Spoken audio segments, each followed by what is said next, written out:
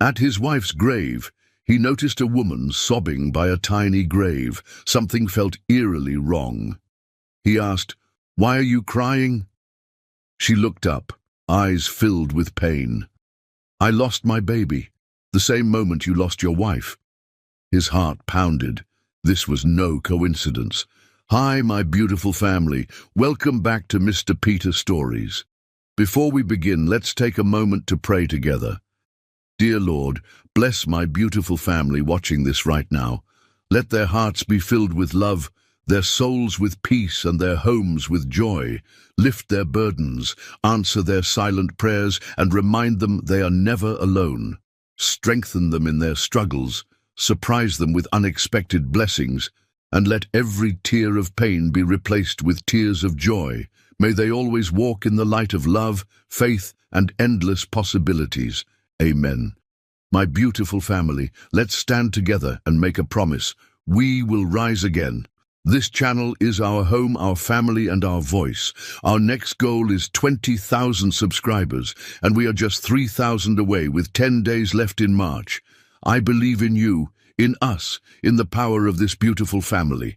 Promise me, you will like this video, subscribe, and share this channel with at least 3 friends. Together, we will achieve this and beyond. This story will be read by James Peter, but the next one will be done by me. Now, my beautiful family, let's make our presence known. Comment below.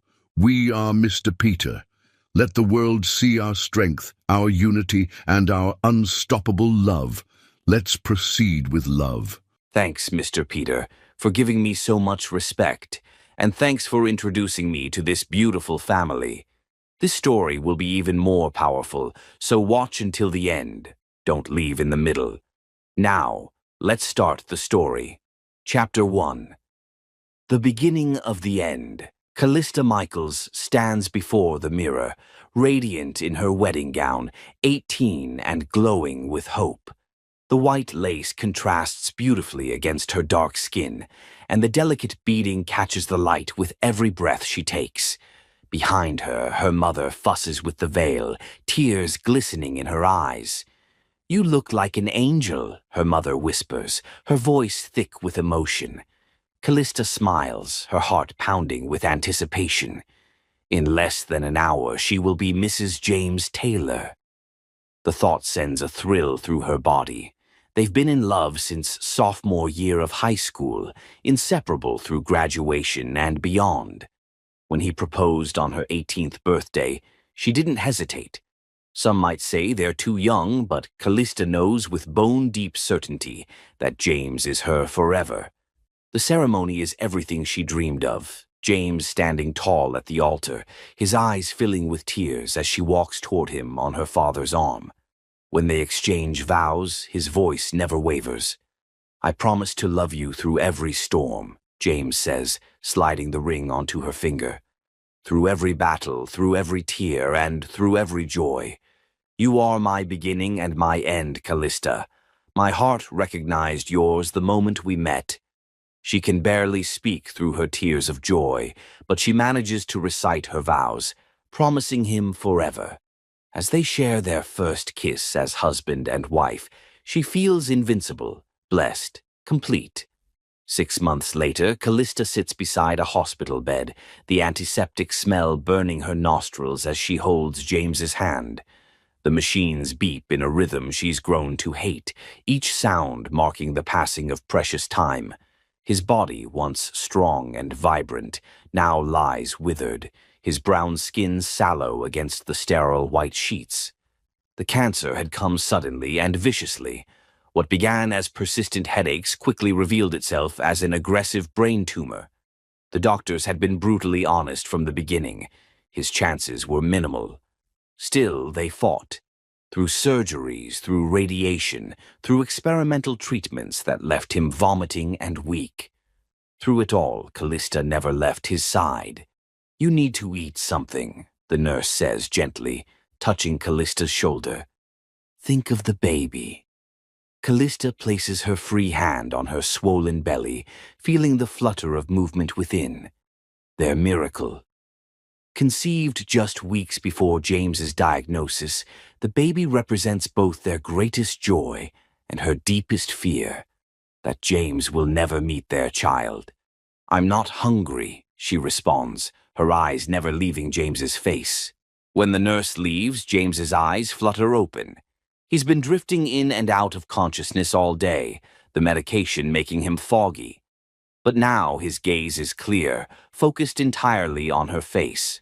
"My beautiful wife," he whispers, his voice barely audible. "I'm here," Callista says, leaning closer.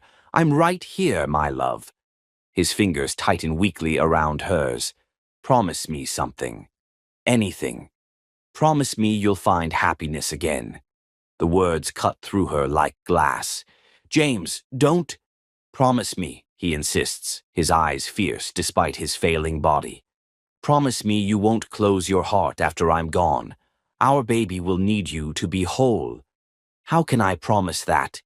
Callista's tears fall onto their intertwined hands. "You are my happiness."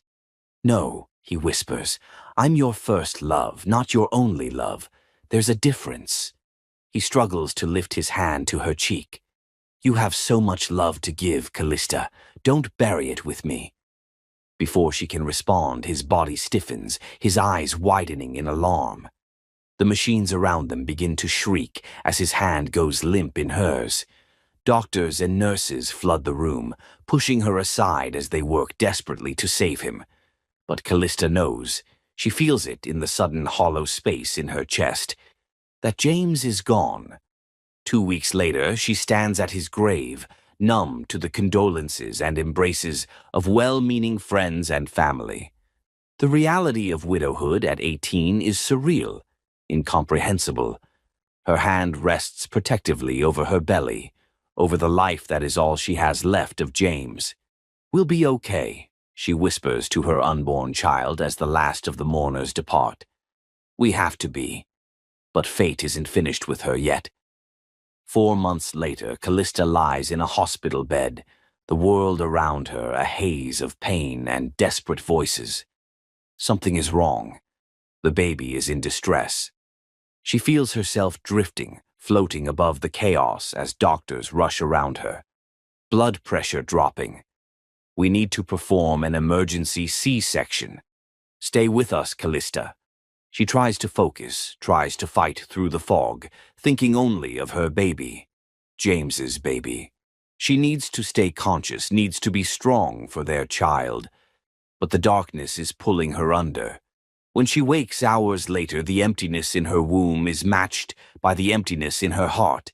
The doctor's face tells her everything before he even speaks. "I'm so sorry, Mrs. Taylor. We did everything we could to save your son." The words don't make sense at first. Her son, a boy, the son James would never see, the son she would never hold. "What happened?" she asks, her voice a hollow echo in the sterile room. "The umbilical cord was wrapped around his neck. By the time we got him out, he had been without oxygen for too long. His heart never started beating on its own." Callista feels nothing, says nothing. She has died twice now, once when James took his last breath, and again in this moment. What remains is just a shell, breathing out of habit rather than desire. 2 days later, they release her from the hospital. Her mother tries to convince her to come home, but Callista refuses. She returns to the small house she and James had purchased with such hope, such dreams. She moves through the rooms like a ghost, touching the nursery furniture they had assembled together, running her fingers over tiny clothes that will never be worn. That night, she curls into a ball on their bed, clutching James's pillow to her chest, inhaling the fading scent of him. The pain is physical, tearing through her body with each breath. She doesn't cry. She's beyond tears.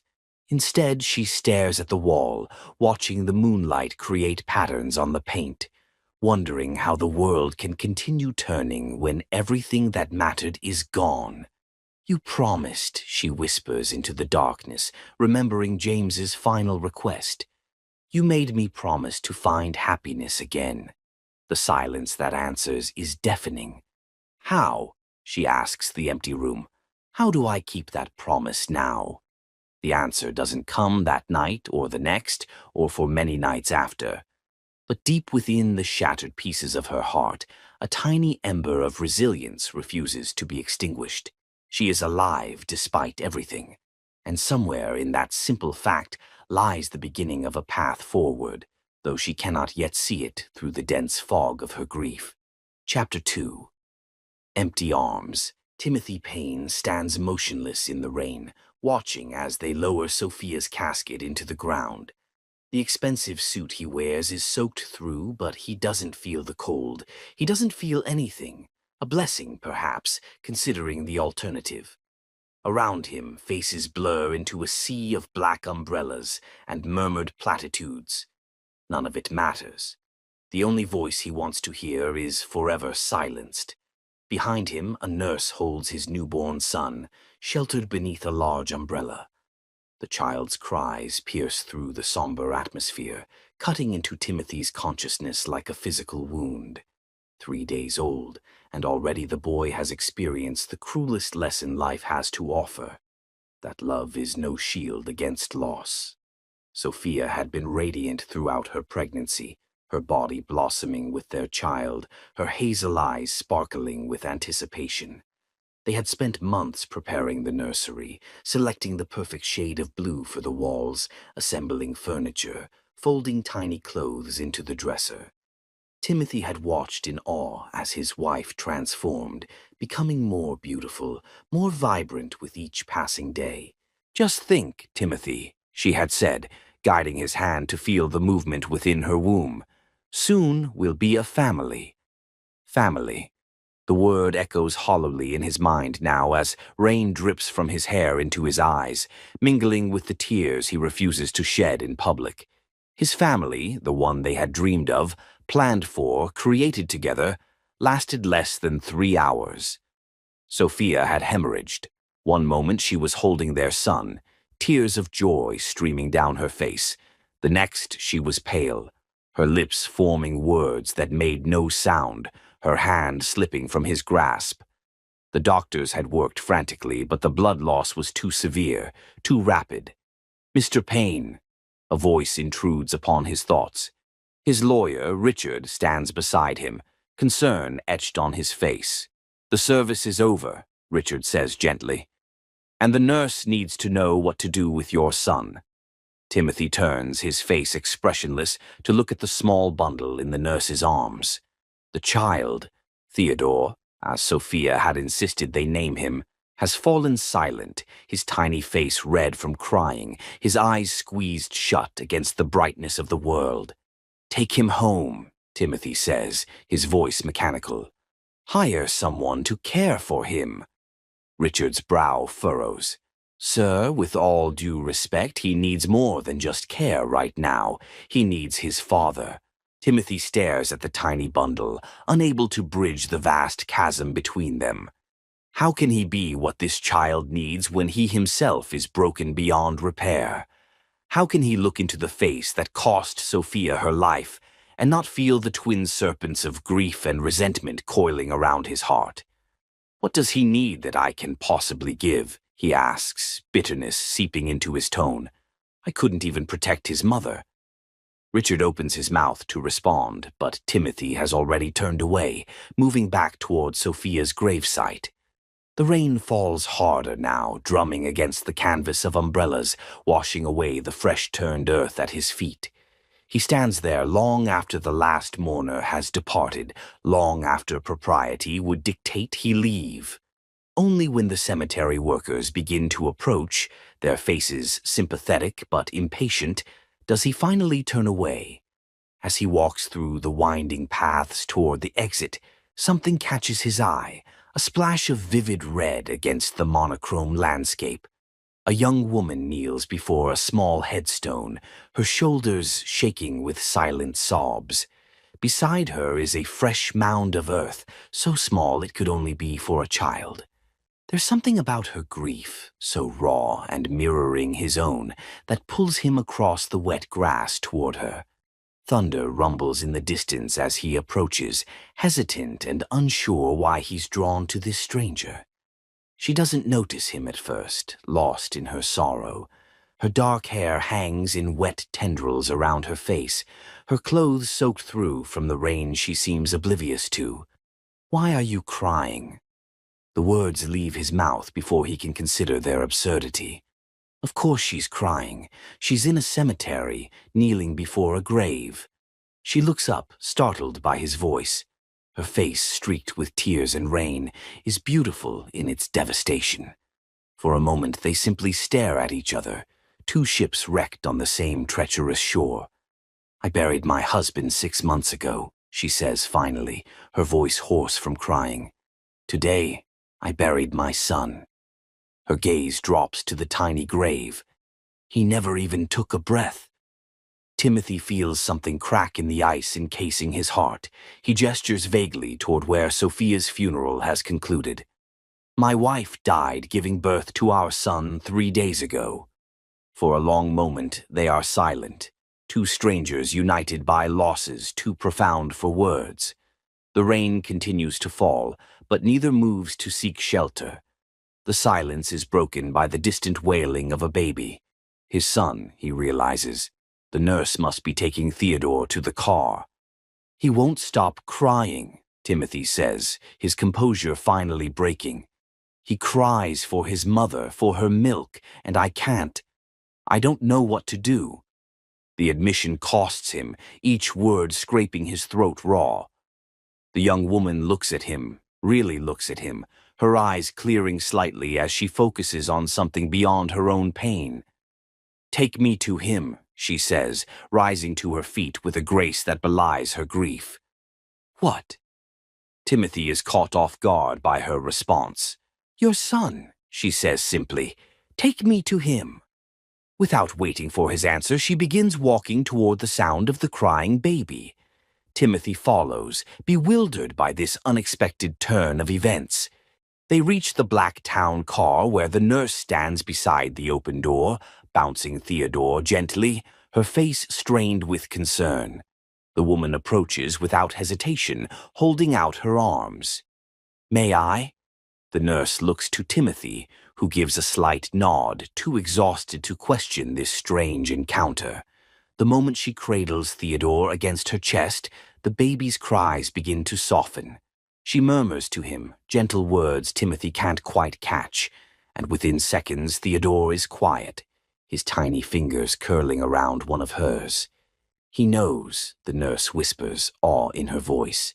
"Babies always know a mother's heart." Timothy watches, transfixed, as this woman, this stranger who shares his grief, soothes his son in a way no one else has been able to. In this moment, amidst the rain and sorrow, a sliver of light breaks through the darkness that has enveloped him since Sophia's death. "My son needs his mother's milk," he says, the words coming slowly, deliberately. Could you possibly?" He falters, unsure how to phrase such a request to a woman he's just met. She looks up at him, understanding dawning in her eyes. "You want me to nurse him?" Timothy nods, embarrassed but desperate. "I'll pay you whatever you want. I just can't bear to see him cry like this." Her eyes flash with a sudden anger, catching him off guard. "I will do it, but not for money," she says fiercely. "No child should suffer like this, not when I can help." The vehemence in her voice shakes him, reminding him that this woman has her own grief, her own story. He's proposed a transaction when what she's offering is something far more sacred. "I'm sorry," he says softly. "I didn't mean to offend you." Her expression softens slightly. "You didn't know." She looks down at Theodore, who has fallen asleep against her chest. "What's his name?" "Theodore," Timothy replies. "Theodore James Payne." "Hello, Theodore," she whispers to the sleeping infant. "I'm Callista." As they stand there in the rain, this unlikely trio bound by loss and need, Timothy feels something shift within him. Not healing, not yet, but perhaps the very beginning of a path toward it. Without fully understanding why, he knows that meeting this woman has irrevocably altered his course. "My car is waiting," he says, gesturing toward the sleek black vehicle. Would you come back to my house, just until he's fed and settled?" Callista hesitates, looking back toward the graves they've both left behind. Then she nods, decision made. "Yes," she says simply. "I'll come." As Timothy helps her into the car, still holding Theodore, he catches a glimpse of their reflection in the window. A man, a woman, a baby, the appearance of a family where none exists. The image is both painful and strangely comforting, a ghost of what might have been and perhaps a whisper of what could still be. Chapter 3. Two Broken Hearts. The Payne mansion looms before them, a grand Victorian structure set against the darkening sky. Rain continues to fall as the car pulls through the ornate iron gates and up the long driveway. Callista gazes out the window, Theodore still sleeping peacefully in her arms. The scale of Timothy's wealth is immediately apparent. Manicured gardens, a fountain centerpiece, architectural details that speak of old money and privilege. "It's beautiful," she murmurs, though beautiful feels inadequate. The house is imposing, almost intimidating in its grandeur. Timothy glances at her, his expression inscrutable. It's just a house? But they both know it's more than that. It's a monument to the life he built with his wife, the family they planned to raise here, the dreams now shattered by her absence. The car stops at the front entrance, where a butler waits beneath a large umbrella. He opens the door without a word, sheltering them as they exit the vehicle. Callista hesitates at the threshold, suddenly aware of her rain-soaked appearance, her simple black dress a stark contrast to the opulence surrounding her. "Come," Timothy says, not unkindly. "You need dry clothes, and Theodore will be hungry soon." They enter a foyer with soaring ceilings and a sweeping staircase. Portraits line the walls, generations of Paynes looking down with aristocratic detachment. Callista feels small, out of place, but Theodore's warm weight against her chest anchors her to her purpose. A housekeeper appears, her eyes widening slightly at the sight of Callista. "Mr. Payne, welcome home. Shall I prepare a room for your guest?" "Yes, Anna. And bring warm clothes, something comfortable." Timothy turns to Callista. "Would you like to rest before Theodore wakes?" "No," Callista replies, her voice soft but firm. "I'd prefer to stay with him. He'll be hungry soon." Timothy nods, directing her toward a sitting room off the main hall. The space is less formal than the entryway, with plush sofas and a crackling fire that chases away the damp chill. Callista settles into an armchair, adjusting Theodore against her shoulder. "Your home is lovely," she says, attempting small talk to bridge the awkwardness between them. "It was Sophia's project," Timothy replies, his voice catching slightly on his wife's name. "She renovated it room by room after we married. She had excellent taste." "Yes." The single word contains volumes of grief. An uncomfortable silence falls between them, broken only by the gentle pop and hiss of the fire. Callista studies Timothy's profile as he stares into the flames. He's handsome in a classical way. Strong jaw, aristocratic nose, eyes that might be kind if they weren't so haunted. His wealth is evident not just in his home, but in his bearing, the cut of his suit, the subtle markers of privilege. "May I ask?" she begins, but is interrupted by the door opening.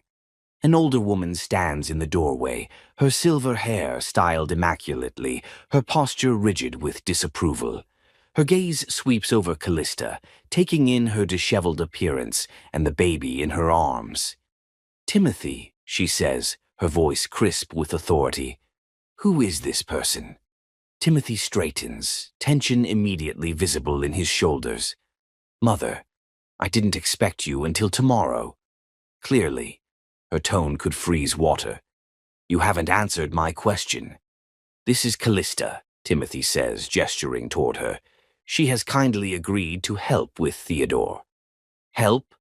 Genevieve Payne's eyebrows arch incredulously. In what capacity, exactly? Before Timothy can respond, Theodore stirs, his face scrunching as he begins to fuss. His tiny hands wave in the air, his hunger making itself known. Callista instinctively shifts him to a more comfortable position, murmuring soothingly. "He's hungry," she says simply, looking up at Genevieve. "I've recently lost my own baby, and I still have milk. I'm going to nurse him."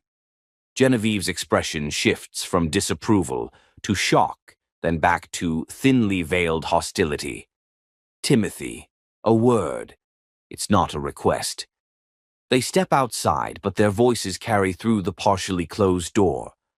"Have you lost your mind?" Genevieve hisses. "Bringing a stranger into our home, allowing her to nurse Theodore. What do we know about this woman?" "She lost her husband and child," Timothy replies, his voice tight with restraint.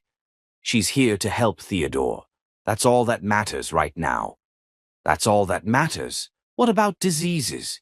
What about her background? What about—" "Enough." Timothy's voice, while not raised, carries an authority that silences even his formidable mother. "Theodore has been crying non-stop since we brought him home. The moment she held him, he quieted.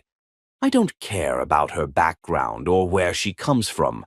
I care that my son is no longer suffering."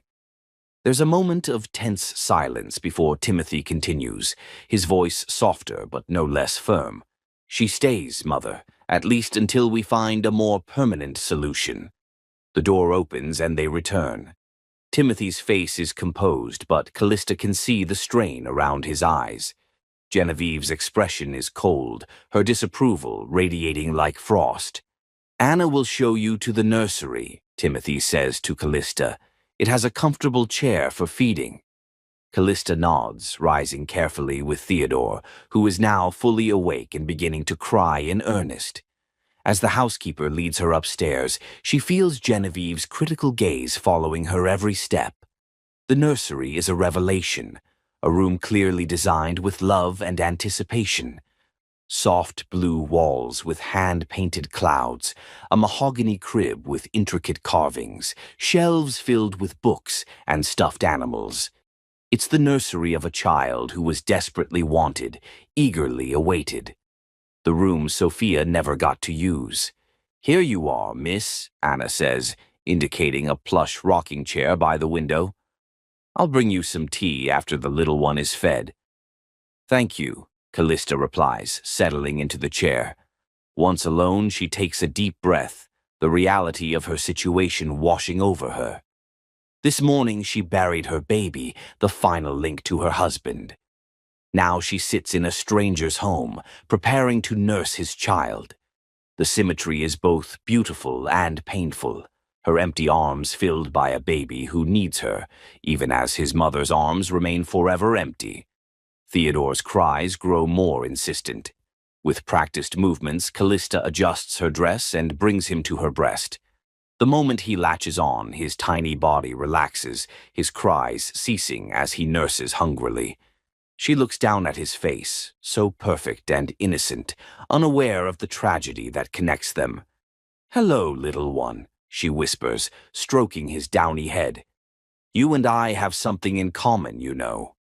We both lost someone we love before we had the chance to say goodbye." Tears slip down her cheeks as she rocks gently, the motion soothing both the baby and herself. In this quiet moment, the walls she's built around her heart since James's death begin to crack. Not healing, not yet, but perhaps the beginning of it. A soft knock at the door interrupts her thoughts. Timothy enters, his expression softening at the sight of them.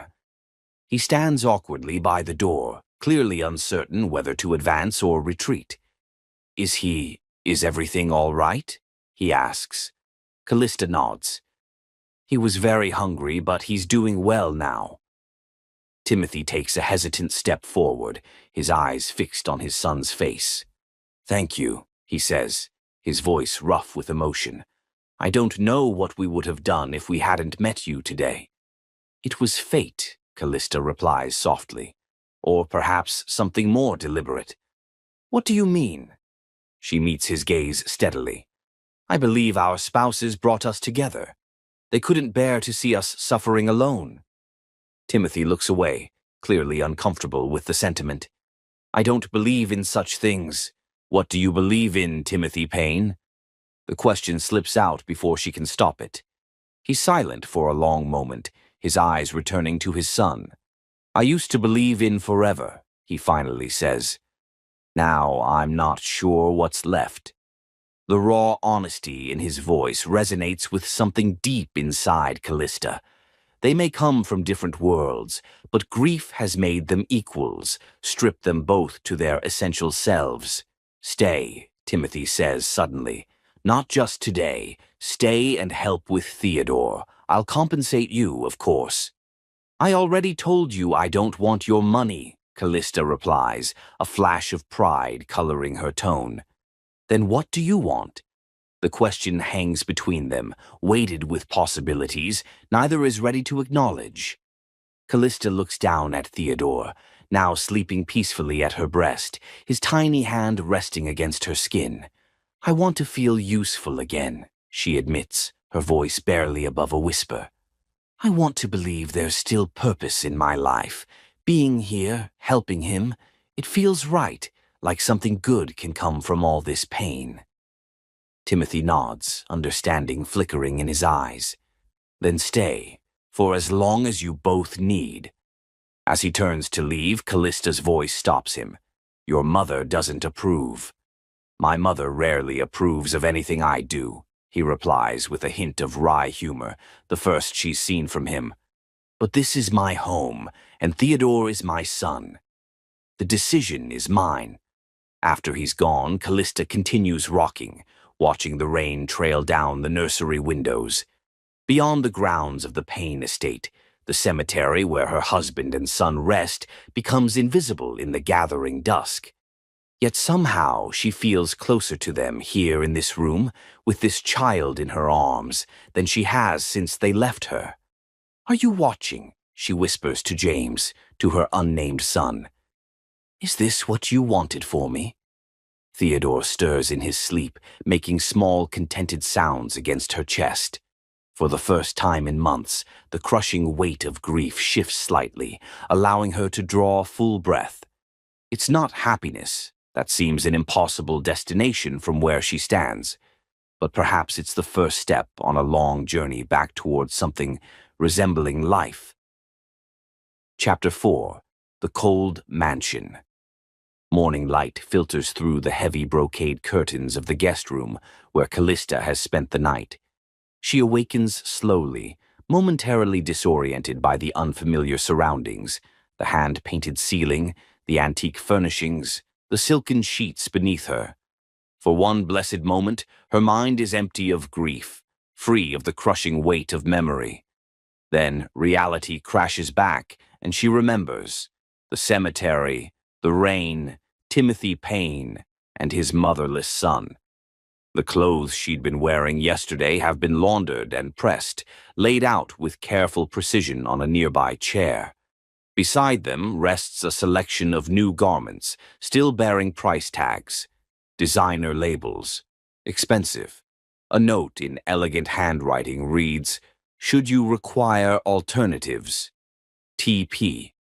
Callista runs her fingers over the fine fabrics, touched by the gesture but uncomfortable with its implications. She doesn't want to be indebted to Timothy Payne, doesn't want to be another employee in his grand house. What she's offering, her milk, her comfort, her understanding, feels too intimate, too sacred for such a transactional relationship. A soft knock interrupts her thoughts. "Come in," she calls, quickly pulling on her robe.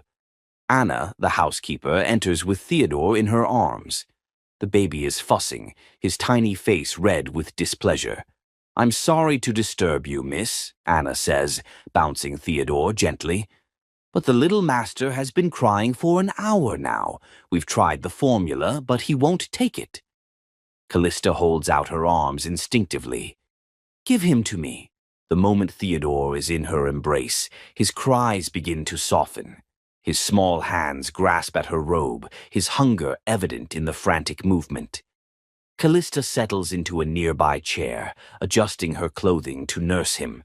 "Thank you, miss," Anna says, relief evident in her voice. "None of us could calm him. It's like he knows—" "Knows what?" Anna hesitates. "That his mother is gone, that he's alone." "He's not alone," Callista says firmly, watching as Theodore nurses contentedly. "He has his father." A shadow crosses Anna's face. "Mr. Payne is struggling. He hasn't held the baby since they came home from the hospital." The revelation doesn't surprise Callista, yet it pierces her heart. She remembers Timothy's words at the cemetery. "What does he need that I can possibly give?" A man drowning in his own grief, unable to reach out to the child who needs him most. "Where is Mr. Payne now?" she asks. "In his study. He's been there since dawn." Anna moves efficiently around the room, opening curtains, straightening items. "Breakfast will be served in the main dining room at 9, should you wish to join the family." The word family hangs awkwardly between them. What family? A broken man, his resentful mother, a baby who cries for absent arms. This is not a family, but the wreckage of one. "I'll be down shortly," Callista replies. "Thank you, Anna." Once alone with Theodore, Callista allows herself to study his features more carefully. He has Sophia's delicate nose, Timothy's strong jawline already hinted at in his tiny face. A perfect blend of his parents, living proof of their love. How can Timothy not see the miracle in that? How can he look at this child and see only loss? After Theodore is fed and sleeping peacefully in her arms, Callista dresses in her own clothes, ignoring the expensive alternatives. She makes her way downstairs, following the sound of voices to the dining room. The space is formal and imposing, a massive mahogany table set for 3, crystal glasses catching the morning light, fresh flowers arranged with artistic precision. Timothy sits at one end, newspaper open before him, coffee untouched. Genevieve occupies the other end, her posture regal, her silver hair styled perfectly despite the early hour. Their conversation halts abruptly as Callista enters, Theodore still cradled against her chest. "Good morning," she says, hesitating at the threshold. Timothy rises immediately, manners overriding his discomfort. "Callista, please join us." He gestures to the chair at his right. "I thought the baby would be with his nurse," Genevieve remarks, her tone making it clear she disapproves of his presence at the breakfast table. "Theodore is comfortable with me," Callista replies evenly, "and I prefer to keep him close." A servant appears at her elbow, pulling out her chair, another offering coffee. The formality feels strange after months of eating standing over the kitchen sink, if she remembered to eat at all. "Did you sleep well?" Timothy asks, folding his newspaper. "Yes, thank you." A lie, but a polite one. Sleep has been elusive since James died, more so since losing their baby. "We need to discuss arrangements," Genevieve interjects, cutting directly to business. "How long do you anticipate this arrangement will continue?" Callista meets the older woman's gaze steadily. "Until Theodore no longer needs me." "And what exactly does that mean?" Genevieve's eyes narrow. "A week, a month, a year. My grandson needs stability, not temporary solutions." "Mother," Timothy warns, but Genevieve continues, "We know nothing about you, Ms. Michaels. Your background, your qualifications." "My qualification is here in my arms," Callista interrupts, a flame of indignation lighting within her. "A baby who responds to my presence, who needs what I can provide. What other qualification matters?" Genevieve's lips thin to a disapproving line. "Background matters, character matters. This house contains valuables worth more than you've likely seen in your lifetime." The implication hangs heavy in the air. "Are you suggesting I came here to steal from you?" Callista asks, incredulous. that I buried my child yesterday as part of some elaborate scheme to access your silver spoons. Timothy sets down his coffee cup with excessive care. That's enough, Mother. Callista is here at my invitation to help my son. Your concerns are noted, but unnecessary. A tense silence falls over the table. Theodore stirs against Callista's chest, perhaps sensing the hostility around him. She soothes him automatically, her hand rubbing gentle circles on his back. I want CCTV cameras installed, Genevieve says finally, in all the common areas and hallways. We already have a security system, Timothy begins. Not adequate. Genevieve's tone brooks no argument. I will not have unknown persons wandering freely through this house without proper monitoring. Timothy looks to Callista, apology in his eyes. Would that make you uncomfortable? What a strange question, Callista thinks. As if her comfort matters in this house of grief and suspicion.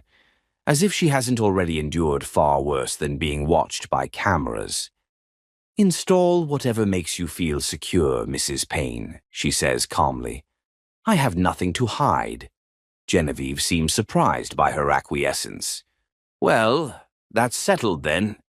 The meal continues in uncomfortable silence, broken only by the occasional clink of silverware against fine china. Callista eats little, her attention focused on Theodore, on the way his small hand clutches at her blouse, even in sleep, on the perfect curve of his eyelashes against his cheek. Timothy watches them, his expression unreadable. There's hunger in his gaze, but not for the food before him. Hunger for connection, for understanding, for someone to bridge the chasm between himself and his son. Callista meets his eyes across the table, a moment of silent communication passing between them. I see your pain. I know it, because it's mine too. After breakfast, Timothy approaches as Callista rises to leave. I need to apologize for my mother, he says quietly. She's protective, but that's no excuse for rudeness. You don't need to apologize for her, Callista replies. I understand her concerns. I'm a stranger in your home. Not a stranger, he says, his voice dropping lower. Not anymore. The words hang between them, weighted with possibility. Callista feels a flutter in her chest that has nothing to do with grief or sympathy, a spark of something she thought had died with James. The realization frightens her. I should put Theodore down for his nap, she says, taking a step back. Timothy nods, composure returning. Of course, and Callista, he hesitates. Please don't take my mother's words to heart. This house has been cold since Sophia died. Your presence, it helps. Not just Theodore. Before she can respond, he turns and leaves, his shoulders set in a rigid line that speaks volumes about the burden he carries. Callista watches him go. Theodore warm against her heart, understanding dawning like the slow rise of the sun. This mansion isn't just cold because of its marble floors and high ceilings. It's cold because grief has frozen its inhabitants, trapped them in the moment of loss. Just as she has been frozen, going through the motions of living without truly being alive. As she climbs the grand staircase to the nursery, Callista feels something shifting within her, ice cracking, allowing the first tentative flow of warmth to return. Not for herself, not yet, but for the small life in her arms, for the man with haunted eyes who doesn't know how to reach for what he needs most. What do you think, Theodore? She whispers to the sleeping baby. Should we try to thaw this cold mansion together? Theodore's only response is to nestle closer, his complete trust in her both a blessing and a responsibility. In this moment, Callista makes a silent promise to this child, to herself, to the husband and son she lost. She will bring warmth back to this house of sorrow, one day, one heart at a time. Beginning with her own, Chapter 5, Suspicions and Surveillance Days, blur into weeks within the walls of the Payne mansion. Callista falls into a rhythm dictated by Theodore's needs, feeding, bathing, rocking him to sleep when nightmares seem to plague his infant dreams. She moves through the grand rooms like a ghost, present yet separate, her status in the household undefined. The cameras appear overnight, discrete black domes nestled in corners, their lenses tracking movement throughout the house. Genevieve watches the footage religiously, as if expecting to catch Callista in some nefarious act. But there is nothing to see except a young woman caring for a baby, moving with quiet grace through rooms built for grander purposes than grief. On this particular evening, Callista sits in the garden, Theodore sleeping peacefully in the bassinet beside her. The autumn air carries a hint of coming frost, but the sun still warms the stone bench where she's perched, a book open but unread in her lap. "May I join you?" Timothy's voice startles her from her reverie. He stands a few feet away, hands thrust into the pockets of his expensive trousers, uncertainty written across his features. In the weeks since she's arrived, they've rarely been alone together, their interactions limited to brief exchanges over Theodore or polite conversation at meals. "Of course," Callista replies, shifting to make room on the bench. He sits beside her, careful to maintain a respectful distance. His cologne, subtle and masculine, catches on the breeze. For a moment, they're both silent, watching the play of late afternoon light through the branches of a massive oak. "Theodore is thriving," Timothy says finally. "Dr. Reynolds was quite impressed at his checkup yesterday." "He's a strong baby," Callista responds, glancing at the sleeping infant. "Determined, like his mother." The words appear to surprise Timothy himself, a rare reference to Sophia that isn't clouded by intense pain. "Tell me about her," Callista says gently. "About Sophia." Timothy stares straight ahead, his profile etched against the golden light. For a moment, Callista thinks he won't answer, but then he speaks, his voice low and measured. "She was brilliant. An architect with a passion for historical preservation. We met when my company was renovating a 19th century building downtown. She refused to approve my plans, told me they prioritized profit over preservation. She was right, of course." "She sounds formidable," Callista remarks. "She was." Pride colors his tone. "Brilliant, passionate, uncompromising. My mother disapproved, of course. Sophia came from a middle-class family, worked her way through college. Not the society bride Genevieve had envisioned. But you married her anyway. Against every warning. I would have given up everything for her." The smile fades. "In the end, I lost her instead." The raw honesty in his voice creates a crack in the careful distance Callista has maintained. Before she can respond, footsteps on the garden path announce Genevieve's approach.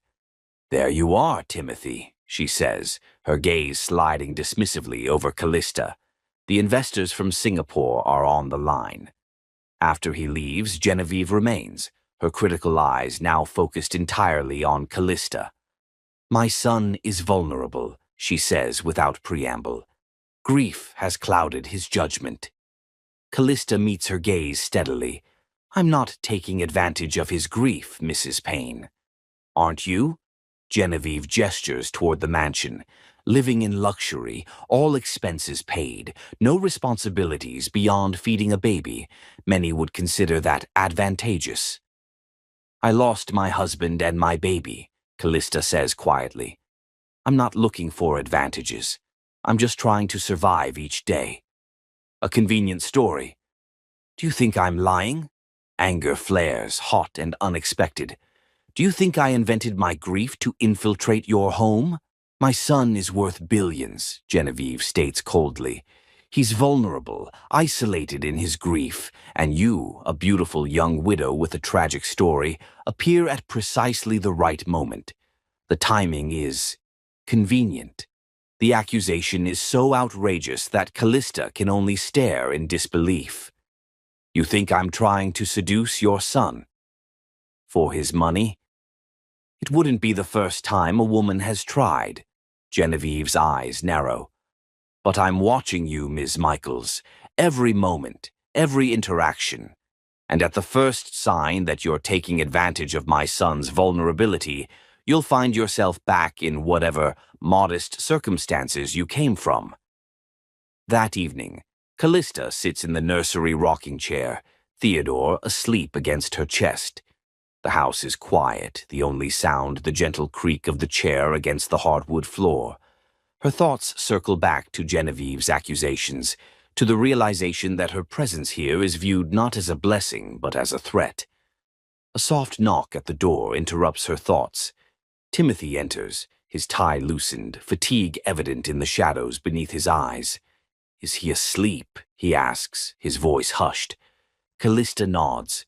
"Just drifted off." "He was fussy tonight." Timothy approaches, looking down at his son with a complicated mixture of love and hesitation. He has yet to hold Theodore for more than a few moments, as if afraid the contact might shatter something fragile within himself. "I wanted to apologize," he says, still looking at Theodore rather than Callista. "For my mother. Anna told me she confronted you in the garden." "You don't need to apologize for her." "I do." He finally meets her gaze. "She's afraid." "Of me?" The idea would be laughable if it weren't so hurtful. Of change, of losing control, of seeing me move forward when she hasn't yet accepted Sophia's death. He runs a hand through his hair, a rare gesture of discomposure. She loved Sophia, eventually after years of resistance. Accepting you into our household feels to her like a betrayal. "I'm not trying to replace anyone," Callista says softly. "I'm just trying to help." "I know that." His voice drops lower. "But my mother sees how Theodore responds to you, how you've brought life back into rooms that felt like mausoleums. She sees what I see, that you're healing something broken in this house." "I'm sorry about my mother's cameras," Timothy continues, "her suspicions. You deserve better after all you've done for us." "It's all right," Callista replies, though they both know it isn't. "She's protecting her family." Timothy takes a step closer, close enough that Callista can see the flecks of amber in his hazel eyes. "I got you something," he says, producing a small box from his pocket. "It's not payment. I know how you feel about that. Just a thank you." Inside rests a delicate silver bracelet with a small heart charm. Simple, elegant, nothing ostentatious that might suggest inappropriate intentions. "It's beautiful," she whispers, genuinely touched by the gesture. "May I?" Timothy takes the bracelet, his fingers brushing against her wrist as he fastens it. The touch, brief and innocent, sends an unexpected current through her, a reminder that beneath her grief, she is still alive, still capable of feeling. Timothy steps back, as if also realizing the boundary being approached. "I should let you put him down," he says, gesturing toward the crib. Callista nods, rising carefully with Theodore. As she lays him in his crib, she feels Timothy watching them, his gaze a tangible weight. When she turns, he's closer than she expected, his expression unguarded for once. "Callista," he begins, then stops, struggling for words. "I don't know how to thank you for what you've done, for Theodore, for this household." "You don't need to thank me," she replies. "Being here, helping him, it helps me too." Their eyes hold for a moment too long, something unspoken passing between them. Then Timothy nods, composure returning like a mask sliding back into place. "Good night, Callista," he says, moving toward the door. After he's gone, Callista touches the bracelet on her wrist, the silver cool against her skin. She knows she should feel like an intruder, an outsider under constant surveillance. Yet somehow, despite Genevieve's suspicions and the cameras tracking her movements, she feels something unexpected taking root. Belonging. Not to the mansion with its marble floors and priceless art, but to the small being in the crib, to the moments of genuine connection with his father. It terrifies her. this tentative attachment forming when she'd sworn never to risk her heart again. But as she watches Theodore's chest rise and fall with each peaceful breath, Callista acknowledges the truth she's been fighting. In caring for this motherless child, in bringing warmth back to this cold mansion, she has begun to thaw her own frozen heart. And that, perhaps, is what Genevieve fears most of all. Chapter 6. Silent Affections. 3 months pass like the turning of seasons within the Payne mansion. Autumn fades into winter, the gardens now blanketed in snow.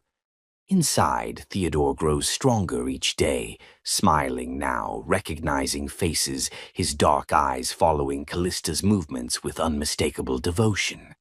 The household has settled into a rhythm around his needs. The staff now defer to Callista in matters concerning the baby. Even Genevieve maintains a careful, if cold, civility, her open hostility replaced by watchful tolerance. Only Timothy remains an enigma, his behavior toward Callista a study in contradictions. Some days he seeks her company, lingering in the nursery to watch her with Theodore, engaging her in conversations that stretch long into the evening. Other days he's distant, buried in work, avoiding the emotional intimacy that threatens to develop between them. Today is Christmas Eve, the mansion transformed by elegant decorations. Callista stands by the library window, Theodore in her arms, watching as snow falls gently outside. "Your first Christmas," she whispers to him, touching his small hand. Theodore gurgles in response, his tiny fingers wrapping around one of hers. The gesture fills Callista with a bittersweet joy. She loves this child with a fierceness that sometimes frightens her. He is not her son, she reminds herself. One day her role in his life will end. "There you are," Timothy's voice comes from the doorway. He enters, snowflakes still melting on the shoulders of his cashmere coat. "Anna said you might be in here." "We were admiring the snow," Callista replies, turning so Theodore can see his father. The baby immediately brightens, arms waving in excitement. Timothy's expression softens as he approaches them. "He recognizes me more now." "Of course he does. You're his father."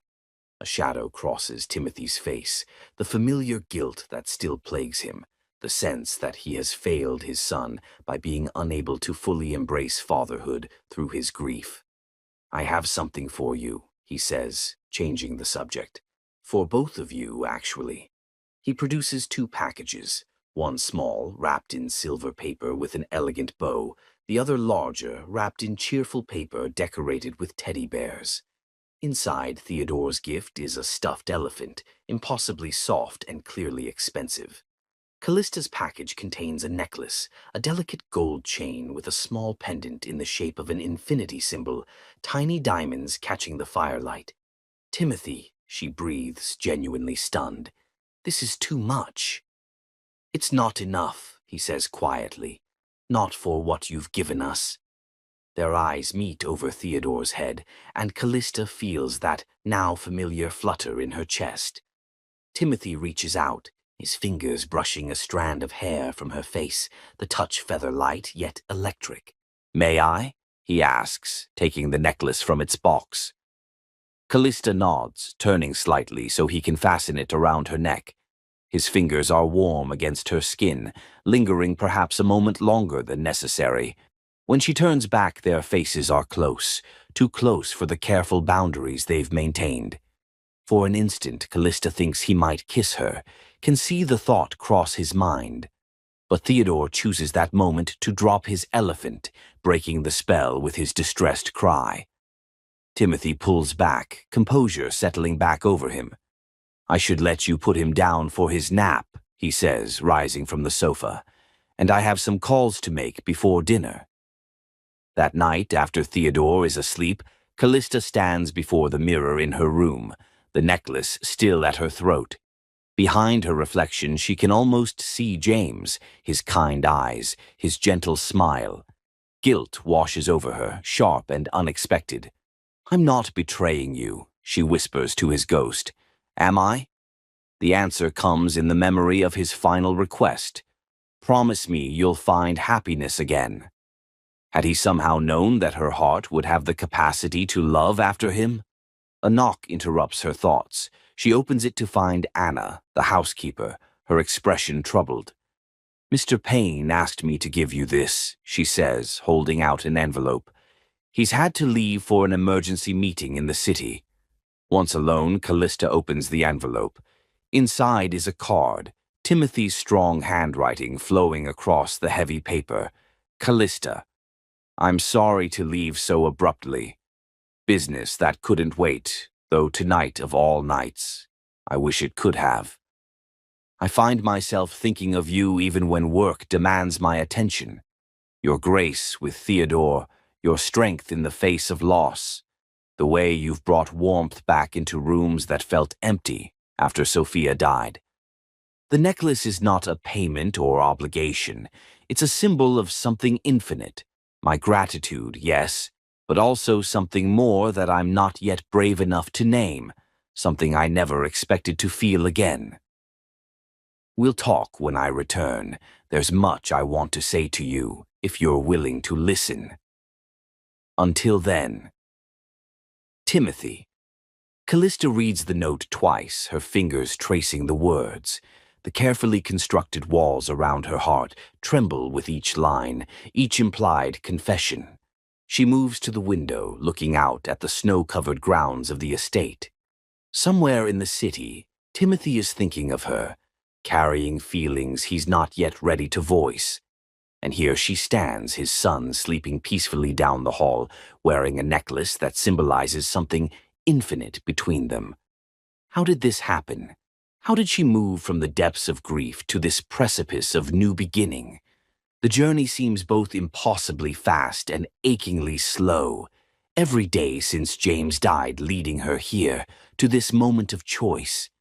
Because it is a choice, she realizes, to open herself to the possibility of loving again, to allow herself to build something new from the ashes of what was lost.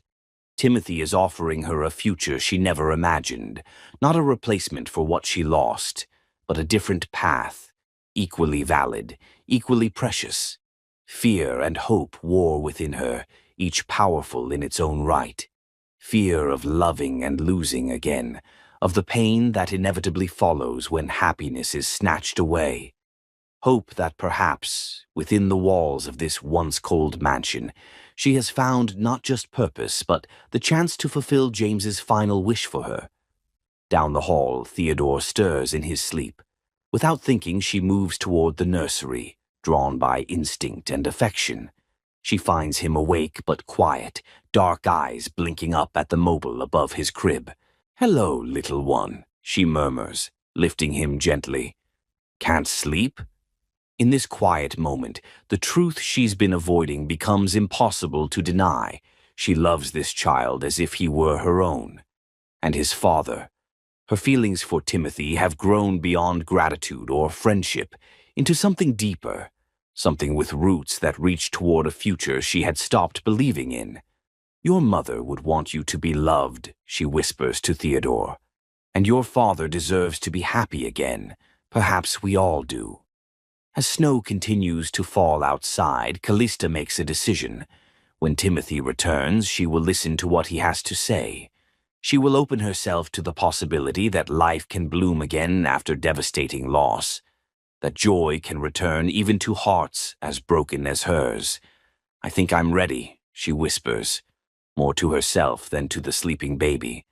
"I think this is what healing feels like." Chapter 7. The Ultimatum.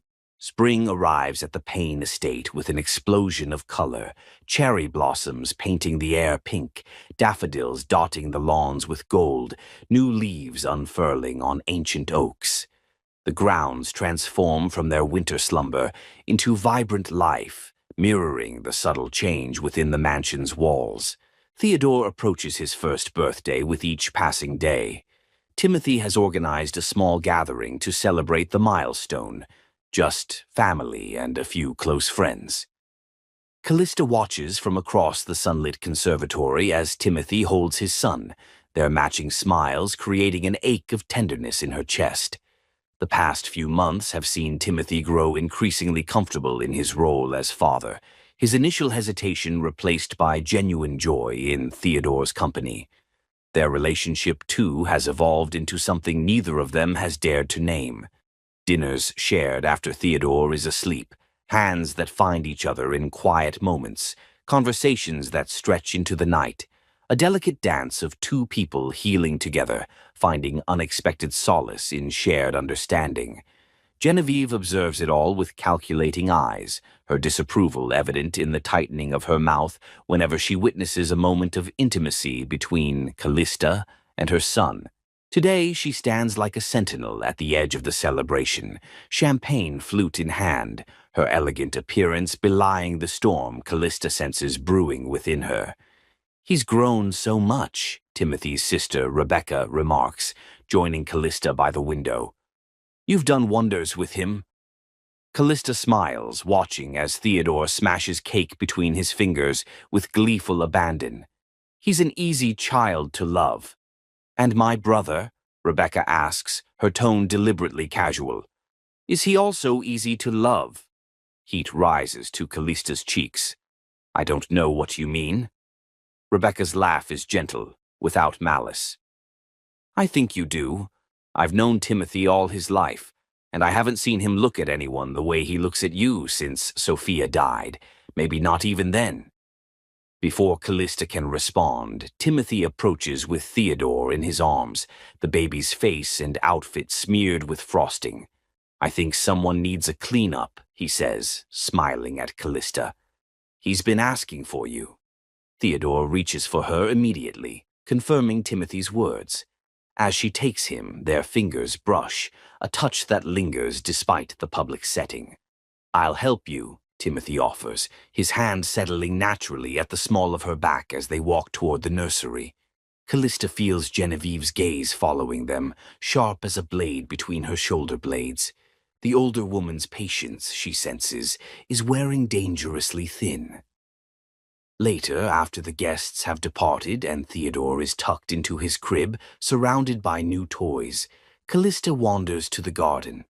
The spring evening is mild, fragrant with blooming flowers and fresh grass. She sits on her favorite bench, breathing in the peaceful moment, reflecting on the day's celebration. 1 year.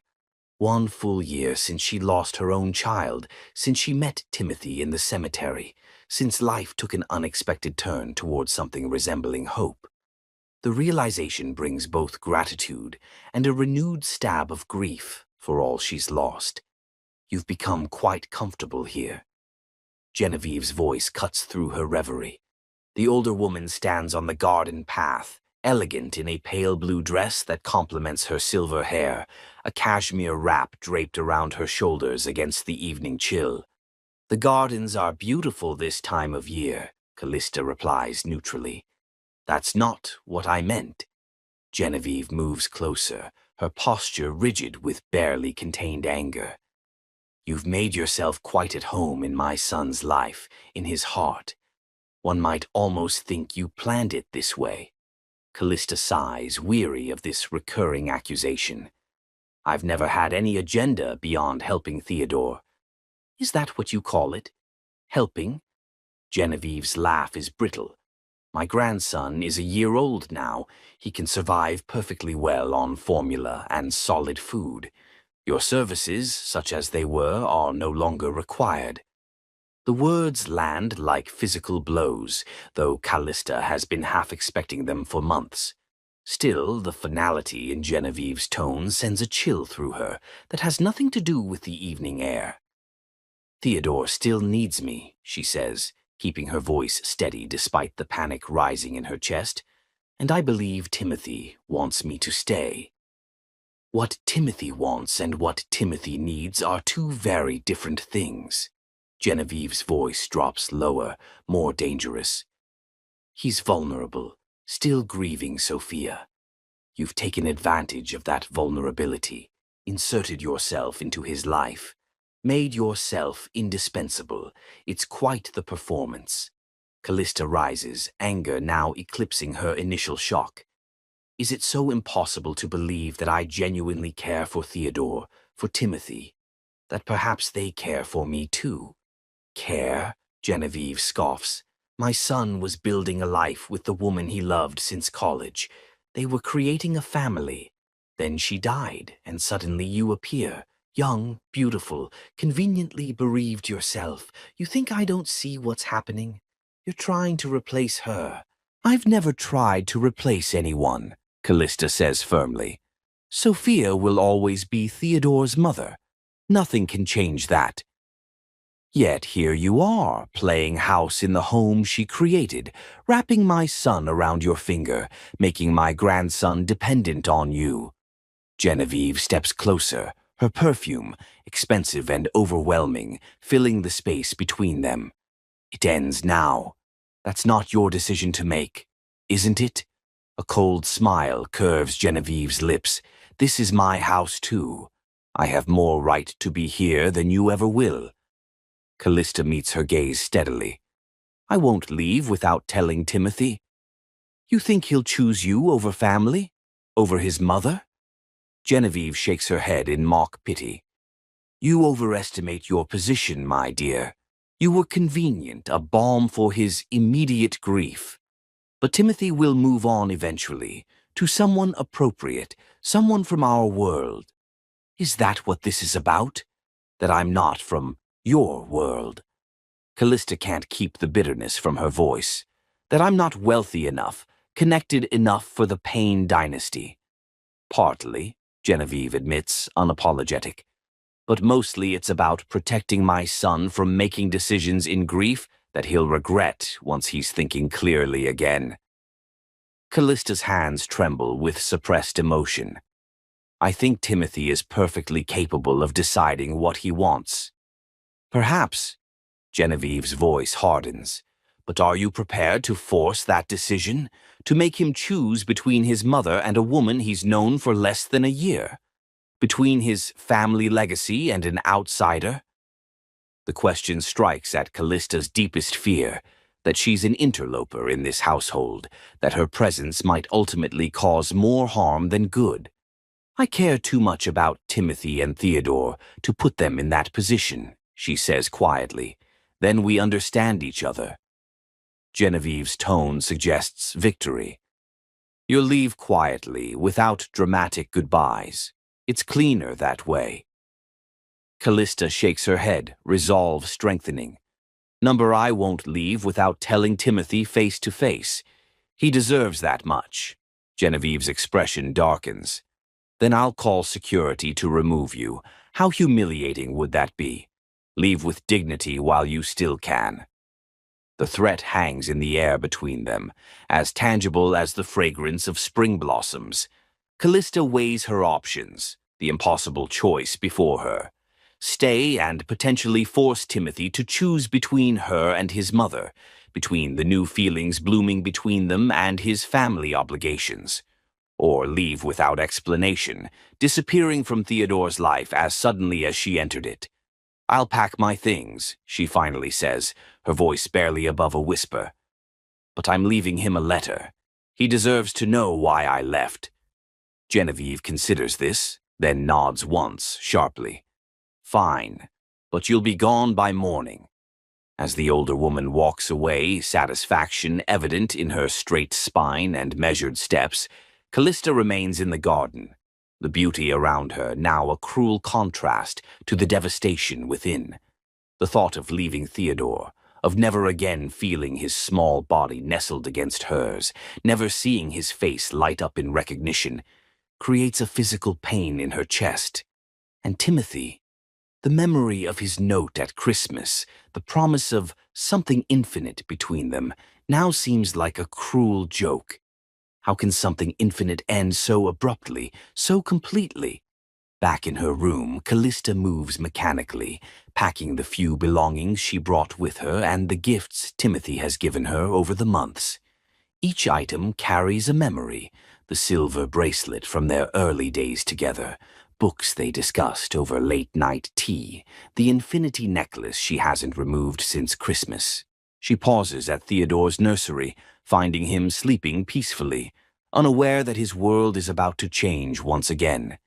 Tears stream silently down her face as she leans over his crib, memorizing the perfect curve of his cheek, the way his eyelashes fan against his skin, the smell of baby shampoo and innocence. "I love you," she whispers, pressing the gentlest of kisses to his forehead. "I will always love you, little one." In her letter to Timothy, she writes from her heart, explaining Genevieve's ultimatum, expressing her gratitude for the month she spent in his home, confessing the feelings she's developed for both him and Theodore. She avoids accusations or bitterness, knowing they would only make things more difficult for everyone involved. "I won't be the cause of division between you and your mother," she writes. "Theodore needs stability, needs his family united. Please understand that I'm leaving not because I want to, but because I believe it's best for all of you in the long run." The words feel inadequate, unable to capture the depth of her emotion or the pain of this second devastating loss. But they're all she has to offer. As dawn breaks over the estate, Callista slips out the side entrance, her small suitcase in hand. A taxi waits at the gate, arranged by the housekeeper who looked at her with sad, knowing eyes but asked no questions. The car pulls away, carrying her from the mansion that became her sanctuary, from the people who helped her heal only to break her heart anew. As the gates recede in the rear window, Callista touches the infinity necklace at her throat, a reminder that some connections transcend physical presence, that love once given cannot be taken back. She allows the tears to fall freely now, mourning not just what she's lost, but what might have been. The future she glimpsed in Timothy's eyes, in Theodore's trusting embrace. A future that now, like the mansion disappearing behind her, exists only in memory and silent affection. Chapter 8. Truth Revealed. Timothy returns to the mansion well after midnight, exhausted from a business trip that stretched longer than anticipated. The house is quiet, staff long since retired, only a few strategically placed lights illuminating his path. He loosens his tie as he climbs the stairs, his thoughts on Callista and Theodore, on the conversation he's been rehearsing for days, the feelings he's finally ready to acknowledge aloud. His first stop, as always, is Theodore's nursery. The room is bathed in soft light, his son sleeping peacefully. Timothy approaches the crib, heart swelling with love and lingering guilt. Love for this perfect being who carries Sophia's smile, guilt for the months he kept his distance, paralyzed by grief. "I'm trying to be better for you," he whispers, touching Theodore's soft hair. Quietly, he leaves the nursery and moves toward Callista's room. The hour is late, but he needs to see her, even if just to say goodnight. He raises his hand to knock, then hesitates, noticing something unusual. The door is slightly ajar, the room beyond dark. "Callista?" he calls softly, pushing the door open wider. The room is empty, the bed untouched, the closet door open to reveal vacant hangers. Confusion gives way to alarm as Timothy moves further inside, switching on a lamp. The personal touches that made the space hers are gone, leaving the room as impersonal as a hotel suite. On the dresser lies an envelope with his name written in her elegant handwriting. His hands shake slightly as he opens it, a sense of dread building in his chest. As he reads her letter, expressions chase across his face, disbelief, anger, hurt, culminating in a raw anguish that leaves him gripping the edge of the dresser for support. The words blur before his eyes, but their meaning is unmistakable. Callista is gone, driven away by his mother's ultimatum, by fears of coming between him and his family. He checks his phone, finding several missed calls from Callista earlier in the day. She had tried to reach him, to explain in person, but he'd been in meetings, unavailable when she needed him most. Timothy moves through the house with purposeful strides, rage building with each step. He finds his mother in her sitting room, still awake despite the hour, reading glasses perched on her nose as she reviews some document. What did you do? His voice is dangerously quiet. Genevieve looks up, unsurprised by his sudden appearance or his evident anger. I assume you've discovered your house guest has departed.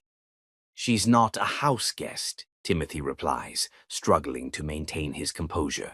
She was. The words fail him, inadequate to describe what Callista had become to him, to Theodore. She was what, exactly? Genevieve removes her glasses, facing him squarely. A convenient nurse, a distraction from your grief, a replacement for Sophia. The accusation lands like a slap. How dare you reduce what she means to us to something so trivial? She saved Theodore when I couldn't, when I was too lost in my own pain to be the father he needed. And I'm grateful for that service, Genevieve says, her tone suggesting anything but gratitude. But Theodore is a year old now. He's thriving, eating solid foods. Her purpose here was fulfilled. Her purpose? Timothy's laugh is harsh, unfamiliar. You speak as if she were an employee hired for a specific task. She's a human being, Mother. One who has endured unimaginable loss and still found the capacity to love my son as if he were her own. That's precisely the problem, Genevieve snaps, her composure finally cracking. She's not his mother. Sophia is his mother. Sophia is dead. The words hang in the air, brutal in their finality. And while I will make sure Theodore knows her, honors her memory, the fact remains. He needs a mother's love in the present, not just in remembrance. You think I don't understand loss? I buried your father after 30 years of marriage. Genevieve rises, her presence still formidable. But making Callista a permanent part of our lives? It's setting all of you up for heartbreak. That's not your decision to make, Timothy says. It's mine.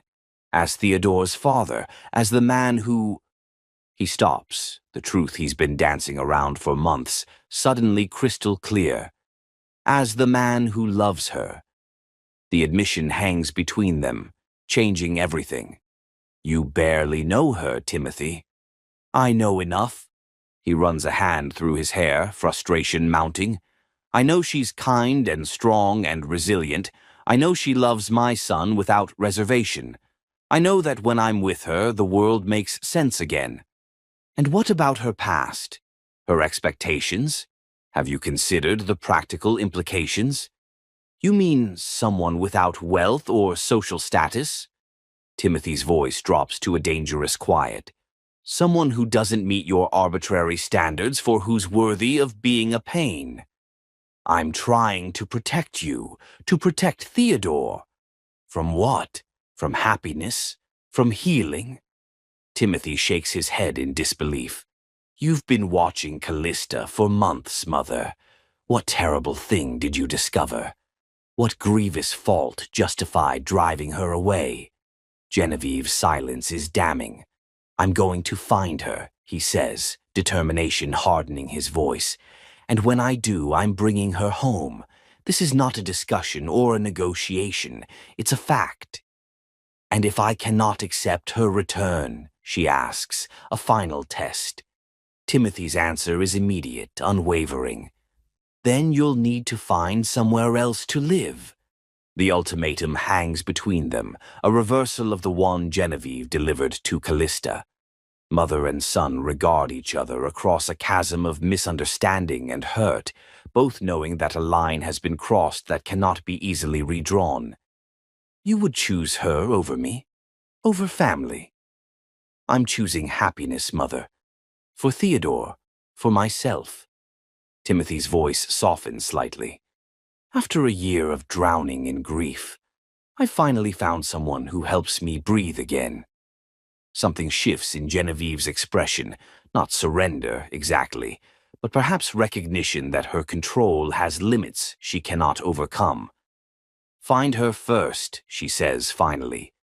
Then we'll discuss terms. Dawn breaks over the city as Timothy's car weaves through early morning traffic. He has only one lead. the address on Callista's original employment paperwork, the modest house she shared with James before tragedy struck. The neighborhood is a stark contrast to the manicured elegance of the Payne estate. Small homes with postage stamp yards, cars that have seen better decades parked in narrow driveways. Timothy finds the address easily, his heart pounding as he approaches the front door. He knocks, waits, knocks again with greater urgency. Finally, the door opens to reveal a middle-aged woman with Callista's eyes, her expression wary. "Mrs. Michaels?" he asks. "Yes."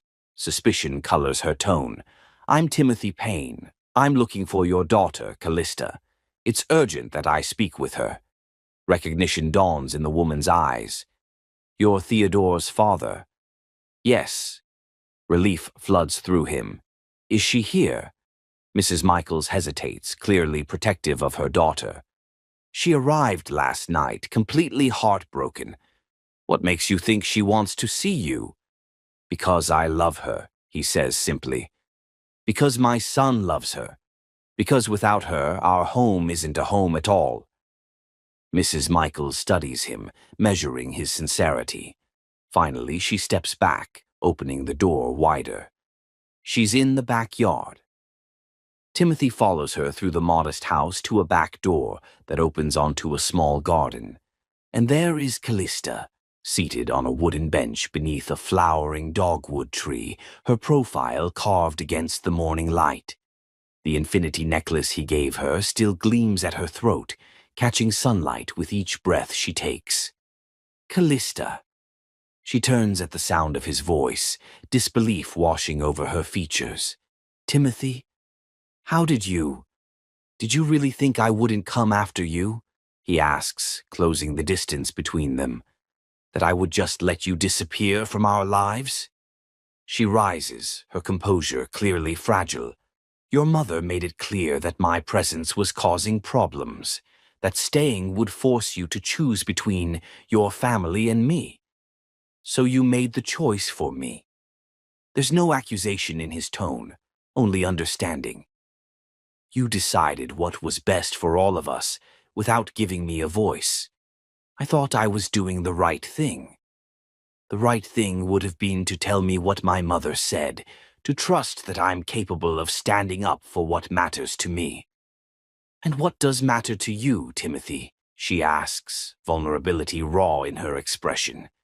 "You," he says without hesitation. "You and Theodore.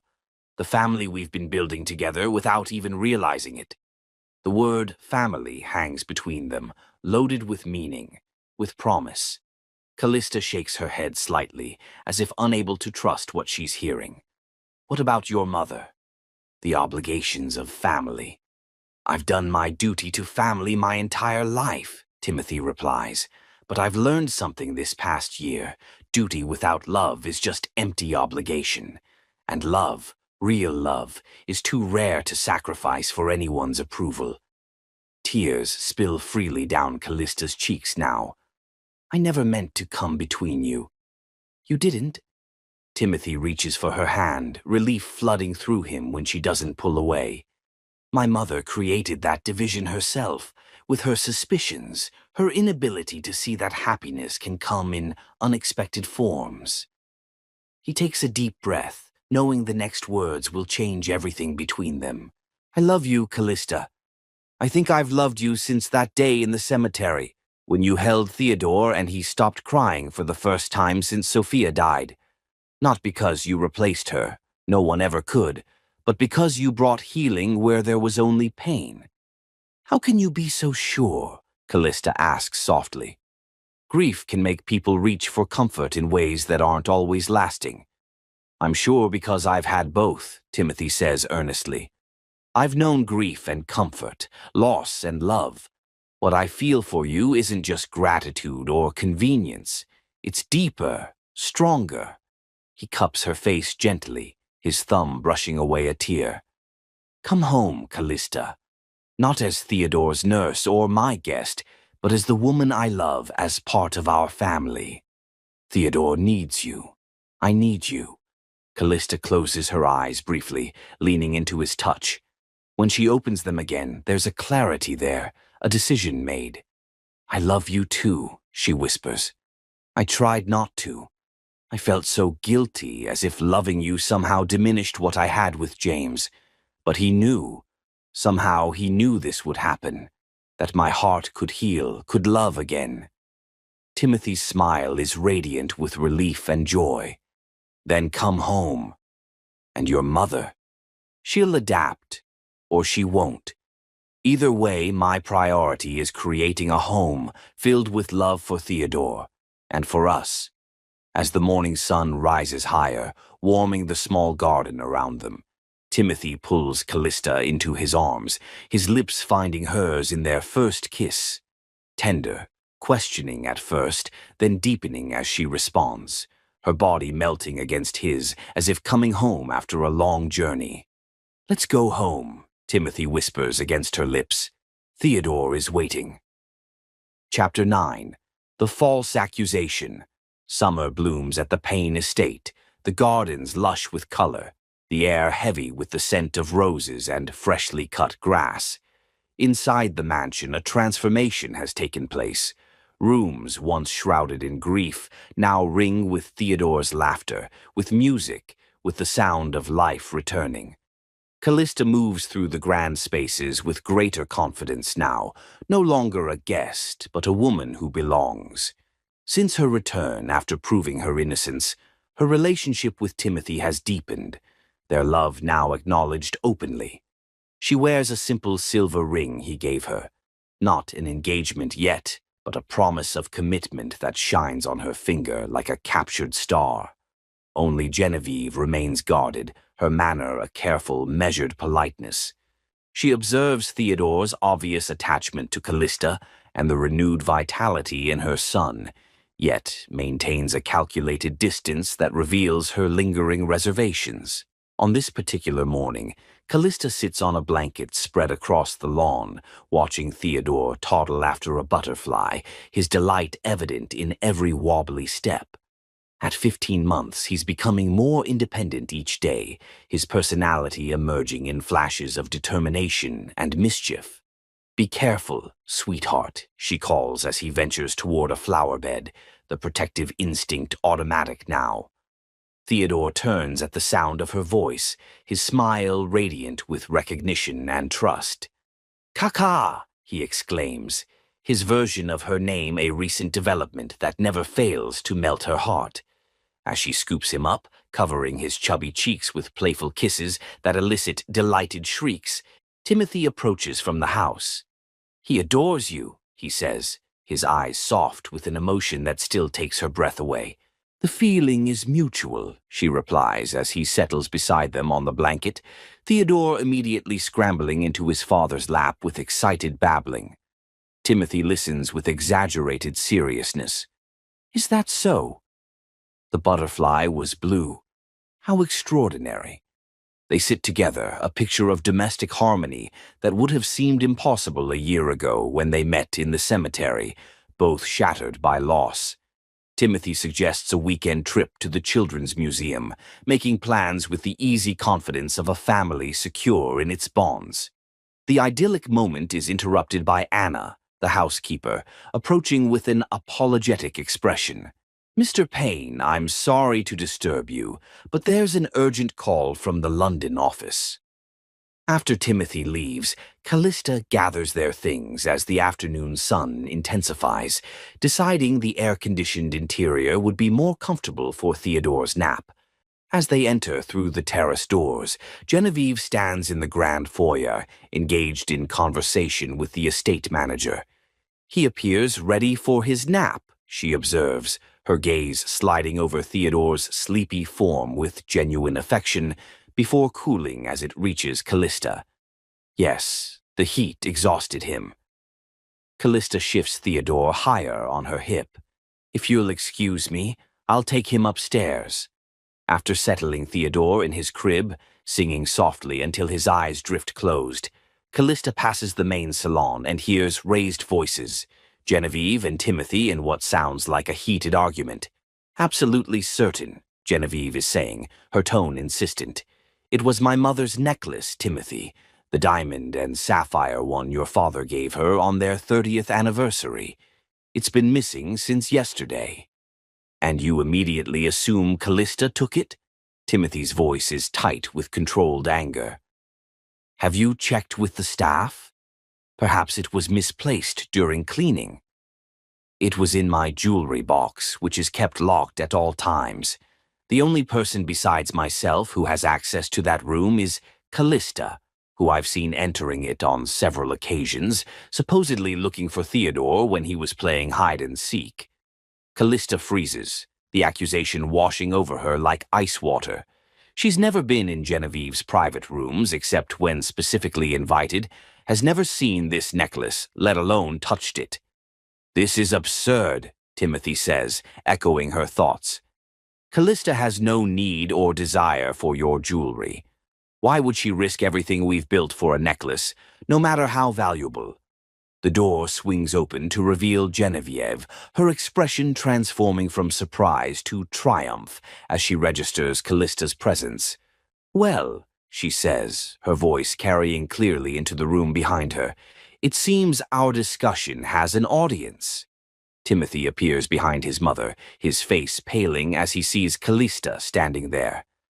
Callista, I can explain. No need, she interrupts, fighting to keep her voice steady. I heard enough. Then perhaps you can explain why my mother's necklace is missing, Genevieve suggests, her polite tone belied by the accusation in her eyes. Since you seem to be the only one with opportunity and access. I've never been in your room without you present, Callista replies, meeting the older woman's gaze directly. I've never seen this necklace, let alone taken it. A convenient denial, Genevieve observes, but facts remain facts. The necklace is missing, and the security cameras show you on that floor yesterday afternoon when I was out. I was looking for Theodore's stuffed elephant, Callista explains, remembering the frantic search for the toy he couldn't sleep without. I never entered your room.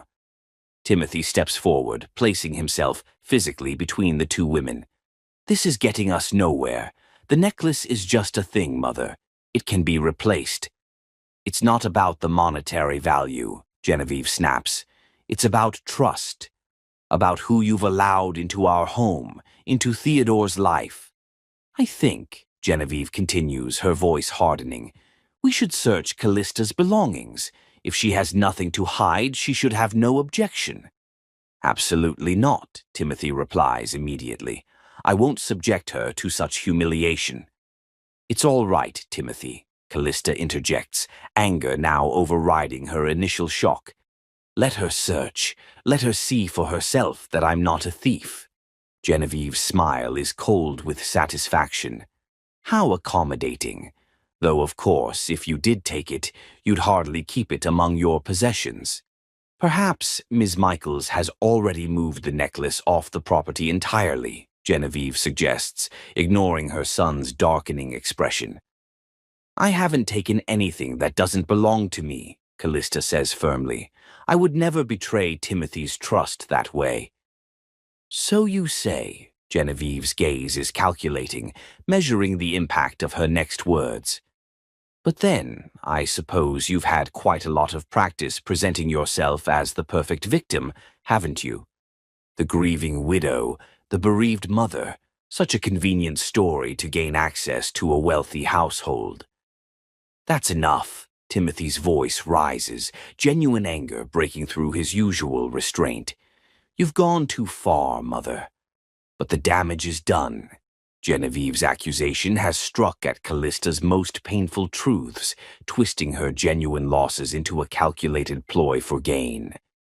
I think, she says carefully, struggling to maintain her composure, I should leave until this is resolved. No, Timothy says immediately, reaching for her hand. That's exactly what she wants, Callista. Don't let her drive you away again. I'm not leaving permanently, Callista clarifies. But I think some distance would be beneficial while you sort this out with your mother. Where will you go? To my mother's, just for a day or two.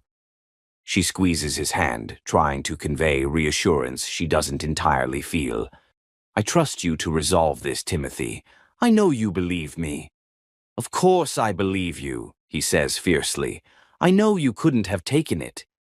Genevieve makes a small sound of disbelief, which both ignore. I'll go pack a few things, Callista says, her voice steady despite the turmoil within. Would you call a car for me? I'll drive you myself, Timothy insists. As he steps away to use his phone, Callista finds herself alone with Genevieve in the grand foyer. The older woman studies her with clinical detachment. I didn't take your necklace, Callista says quietly. I have never taken anything from this house except the gifts Timothy has given me. Perhaps not, Genevieve allows, surprising her. But you've taken something far more valuable, my son's heart, my grandson's affection, things I once believed belonged primarily to Sophia's memory. The admission is startling in its honesty, revealing the true source of Genevieve's animosity. Not fear of theft or social embarrassment, but something more primal, the fear of being replaced, of losing her central role in her son's life, in her grandson's future. I've never tried to replace anyone, Callista says gently. Not Sophia in Theodore's life or yours in Timothy's. There's room for all of us to love them, each in our own way.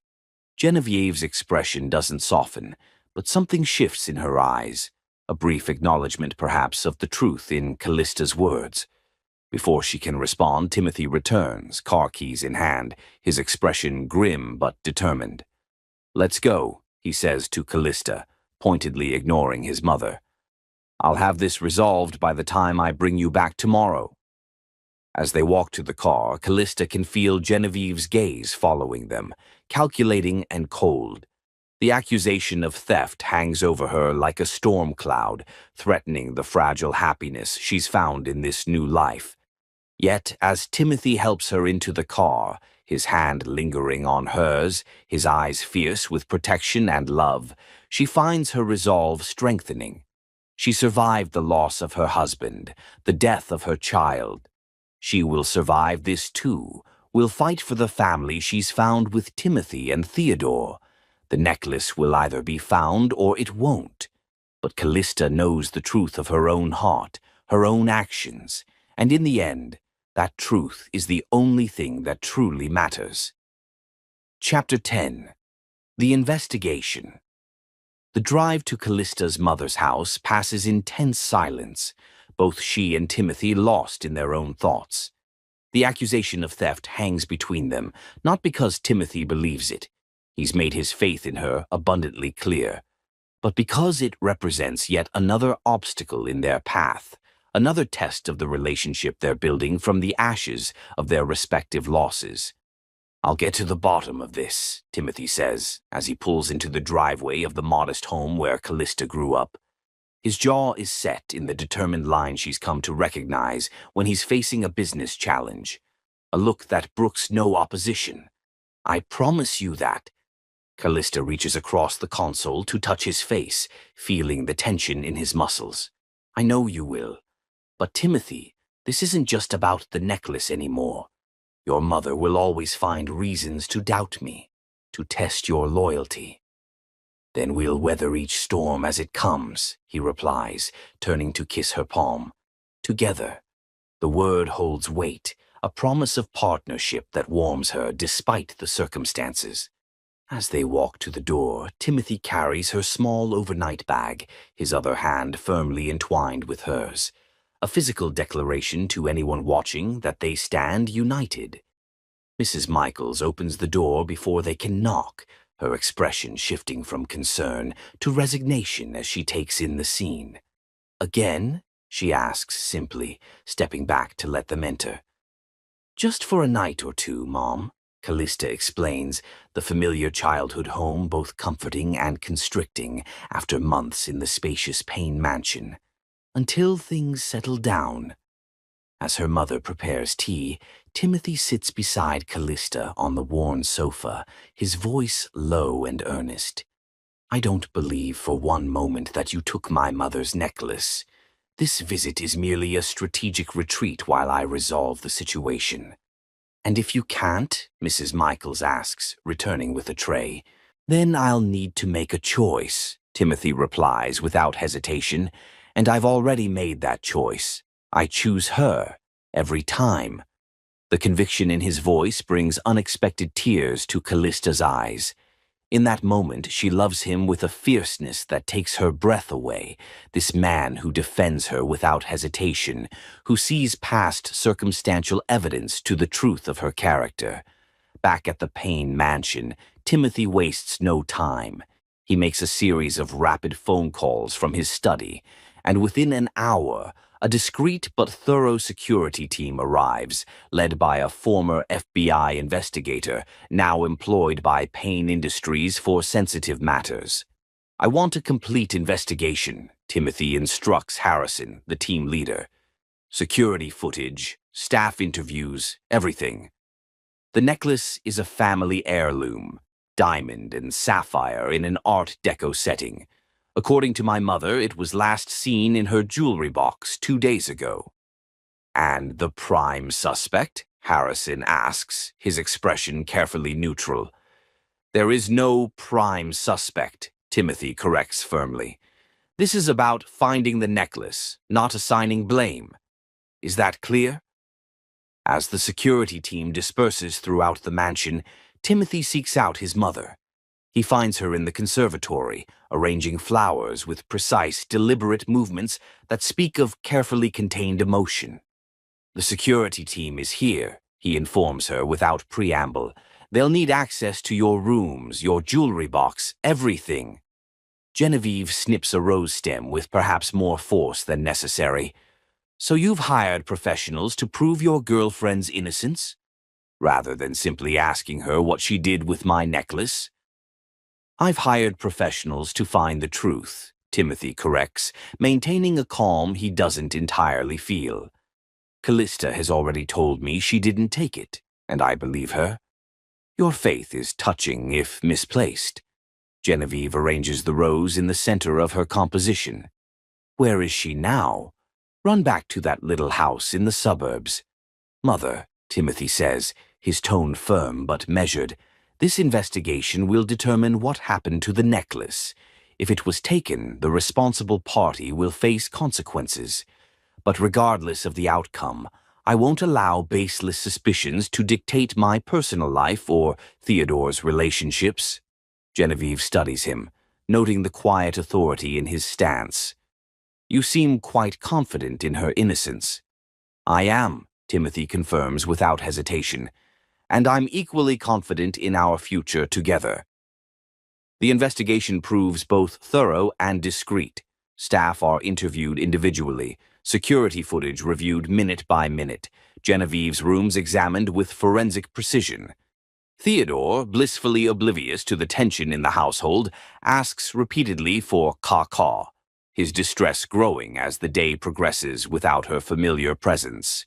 She'll be back soon, little man, Timothy promises as he rocks his son to sleep that night, the empty space in their lives already palpable after just 1 day without Callista. The following morning brings Harrison to Timothy's study, his expression carefully neutral as he places a tablet on the desk. We've completed our investigation, Mr. Payne, he says, and we've found something you should see. Timothy steels himself, prepared for whatever evidence they've uncovered. Show me. Harrison taps the tablet, bringing up security footage from 2 days earlier. The camera shows the hallway outside Genevieve's rooms, the timestamp corresponding to when Callista was supposedly searching for Theodore's stuffed elephant. The footage clearly shows Callista walking down the hallway, checking various rooms, her expression growing increasingly frustrated. At no point does she enter Genevieve's suite. As you can see, Ms. Michaels never entered your mother's rooms, Harrison narrates unnecessarily. But that's not the most relevant footage we found. He swipes to another video, this one from later the same day. The camera shows Genevieve's personal maid, Louise, entering the suite with an armful of freshly laundered linens. Nothing unusual, except for the careful glance she casts down the hallway before slipping inside. This raised our suspicions, Harrison explains, fast-forwarding. Louise remains in the room for 27 minutes, significantly longer than her usual cleaning routine. When she emerges, the footage shows Louise exiting, her uniform jacket now buttoned where it had been open before, her posture slightly different. We interviewed Louise this morning, Harrison continues. When confronted with this footage, she confessed to taking the necklace. Apparently, she has significant gambling debts. The necklace has been recovered from her brother's apartment in Queens. Timothy stares at the footage, relief warring with anger.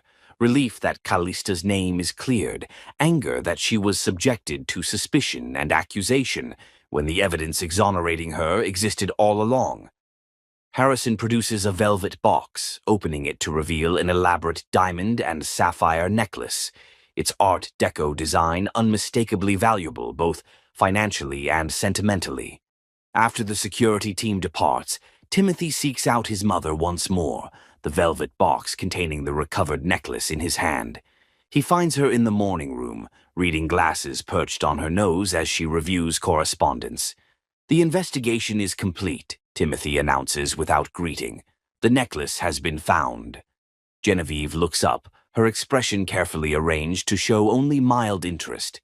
Indeed. And where was it discovered? Timothy places the velvet box on the table before her. In the apartment of Louise's brother, she confessed to taking it to cover gambling debts. Something flickers across Genevieve's face. Surprise, perhaps embarrassment. But it's quickly masked by practiced dignity. Well, I'm glad it's been recovered. That's all you have to say? Timothy can't keep the edge from his voice. After accusing Callista of theft, after driving her from our home, Genevieve removes her reading glasses, meeting her son's gaze directly. What would you have me say, Timothy? That I was wrong? Very well, I was wrong about the necklace. About the necklace, Timothy repeats, noting the careful qualification. But not about Callista? I still have my concerns about her place in this household, in Theodore's life. Mother, listen carefully, Timothy says, his voice level but firm. Callista is coming home today. She will remain here as my partner, as a maternal figure to Theodore, as part of this family. Your options are to accept this reality and find a way to coexist peacefully, or to remove yourself from our daily lives. The ultimatum lands in the elegant room like a stone breaking still water. Genevieve stares at her son, perhaps truly seeing him for the first time, not as her child to be guided and controlled, but as a man making his own choices, charting his own path. You love her that much? She asks finally, genuine curiosity in her tone. I do, Timothy confirms without hesitation. Enough to rebuild my life around her, enough to envision a future where she's Theodore's mother, in every way that matters, enough to risk your disapproval. That's how much? Genevieve is silent for a long moment, her fingers tracing the outline of the recovered necklace without opening the box. When she speaks again, her voice holds a note Timothy hasn't heard before. Uncertainty, perhaps even vulnerability. I don't know how to accept her, she admits. I don't know how to welcome someone new into the place I've always believed should remain Sophia's. The honesty is unexpected, a crack in the formidable facade Genevieve has maintained throughout this conflict. Timothy's anger softens slightly, recognizing the genuine struggle beneath his mother's resistance. You don't have to forget Sophia, he says more gently. None of us will. She'll always be Theodore's birth mother, always be my first love. But Callista isn't replacing her. She's creating something new with us, something that honors what came before while allowing us to move forward. I'm bringing Callista home this afternoon, he says, not a request but a statement of fact. I hope you'll be here to welcome her properly, to apologize. Without waiting for a response, he leaves, already reaching for his phone to call Callista with the news. The drive to Callista's mother's house feels different this time, purposeful, hopeful, charged with possibility rather than tension.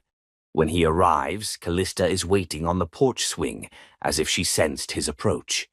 The smile that breaks across her face when she sees him tells Timothy everything he needs to know about their future.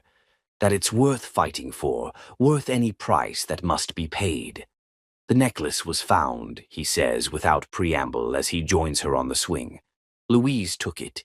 You've been completely cleared. Callista's relief is palpable, her body sagging slightly against his as the tension of the past day releases.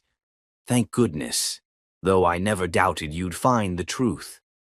The truth was always there, Timothy says, taking her hands in his. Just as I've always known who you are, what you mean to me. As they sit together on the simple porch swing, plans and promises flowing between them, Timothy knows with bone-deep certainty that they've crossed a threshold together.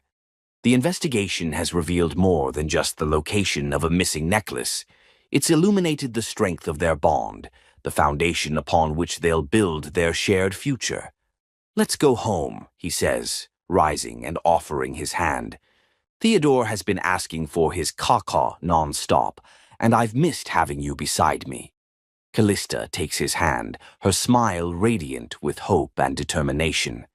Home, she repeats, the word no longer referring to the grand mansion with its marble halls and priceless art, but to the people waiting there, to the life they're creating together from the fragments of what was lost. Chapter 11. Forgiveness.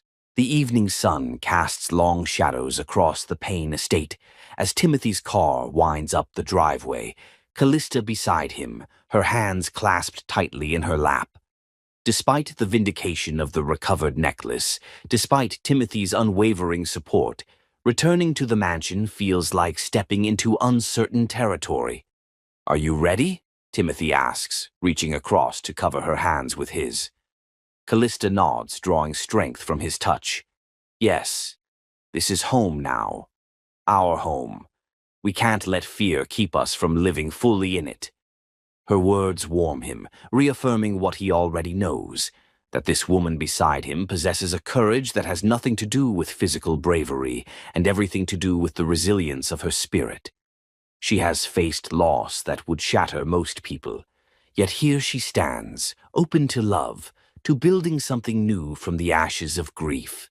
As they pull up to the entrance, Timothy is surprised to see his mother waiting at the top of the steps, her posture rigid, but her presence itself unexpected. He exchanges a glance with Callista, who squares her shoulders almost imperceptibly, preparing for another confrontation, another test of her worthiness to belong. I didn't expect a welcoming committee, Timothy murmurs as he helps Callista from the car. Neither did I, she replies softly, her eyes never leaving Genevieve's imposing figure. They climb the steps together, Timothy's hand at the small of Callista's back, a tactile reminder that she doesn't face this moment alone. When they reach the top, Genevieve's expression is unreadable, her silver hair gleaming in the golden light of sunset, her elegant attire as impeccable as always.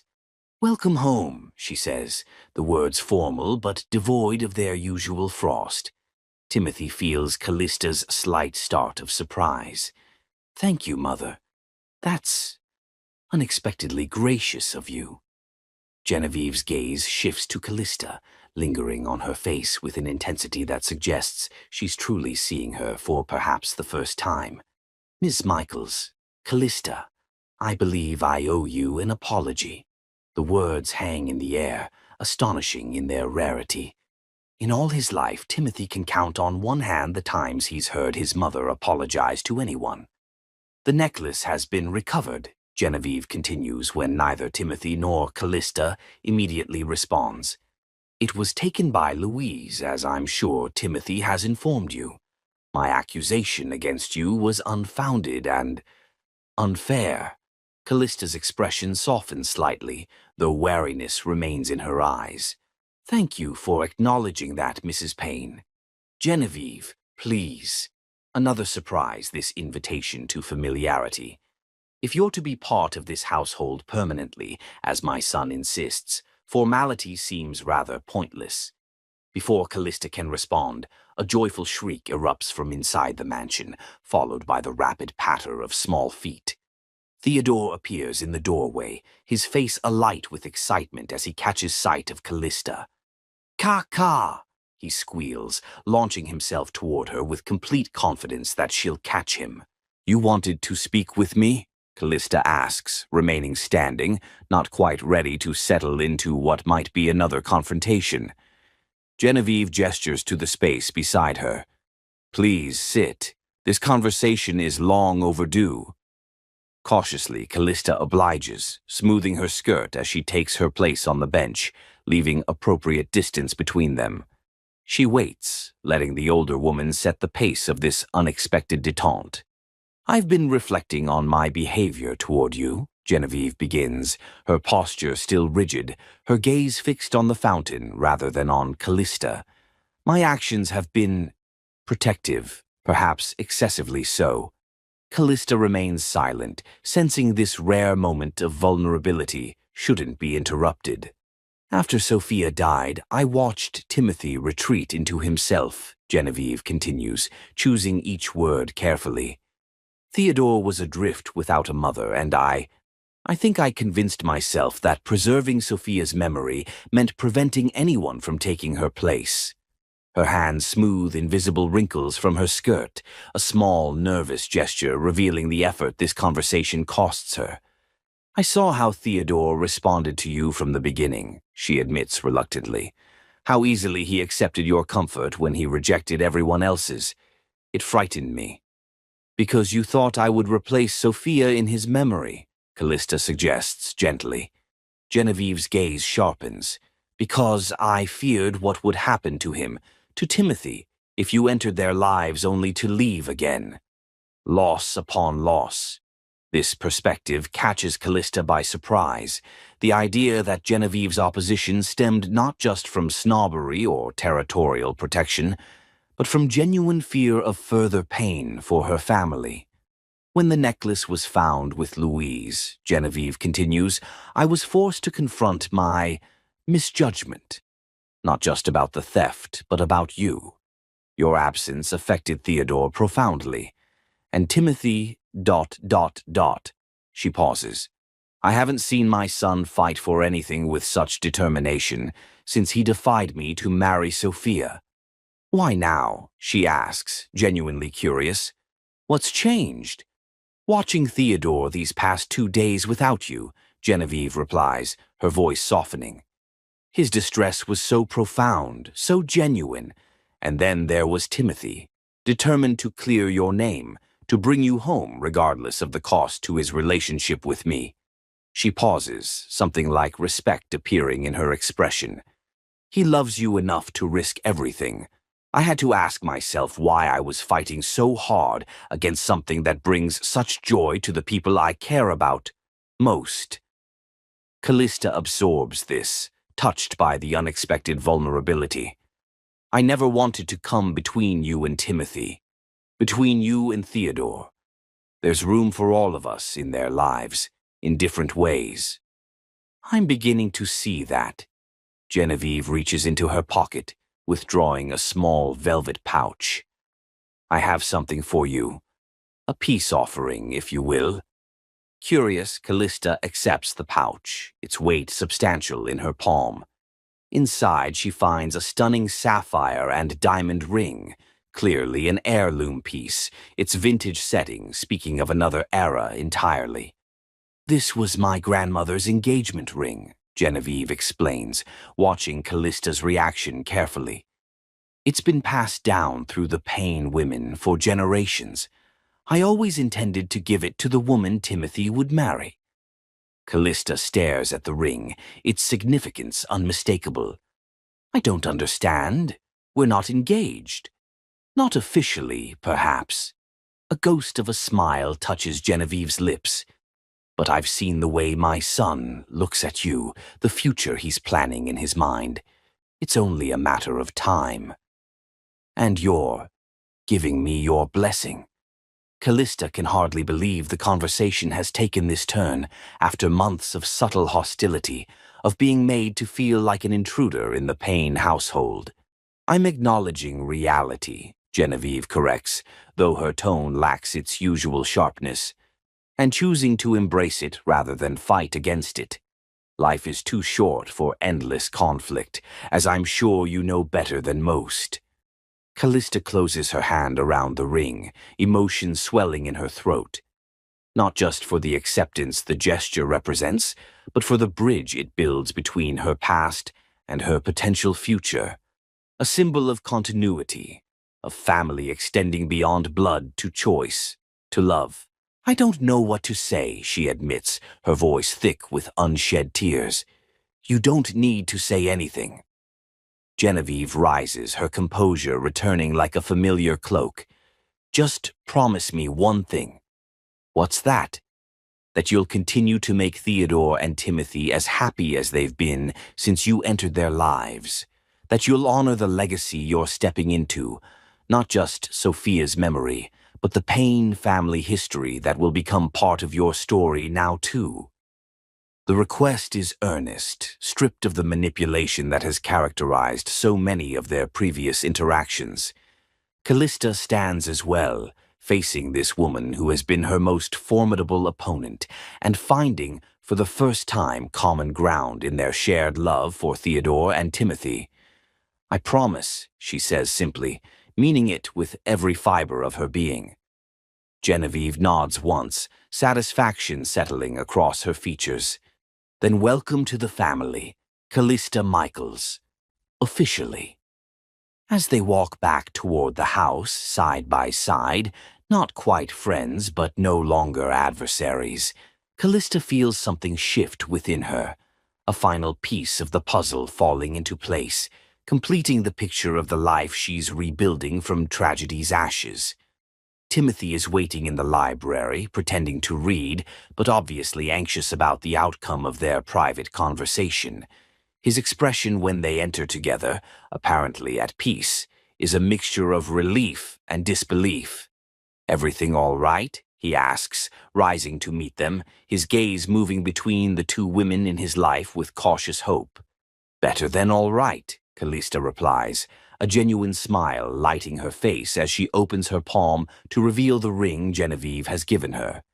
Timothy's eyes widen, recognition immediate. "Mother, that's grandmother's ring." "Yes," Genevieve confirms simply. "I thought it was time for it to find its way to the next generation."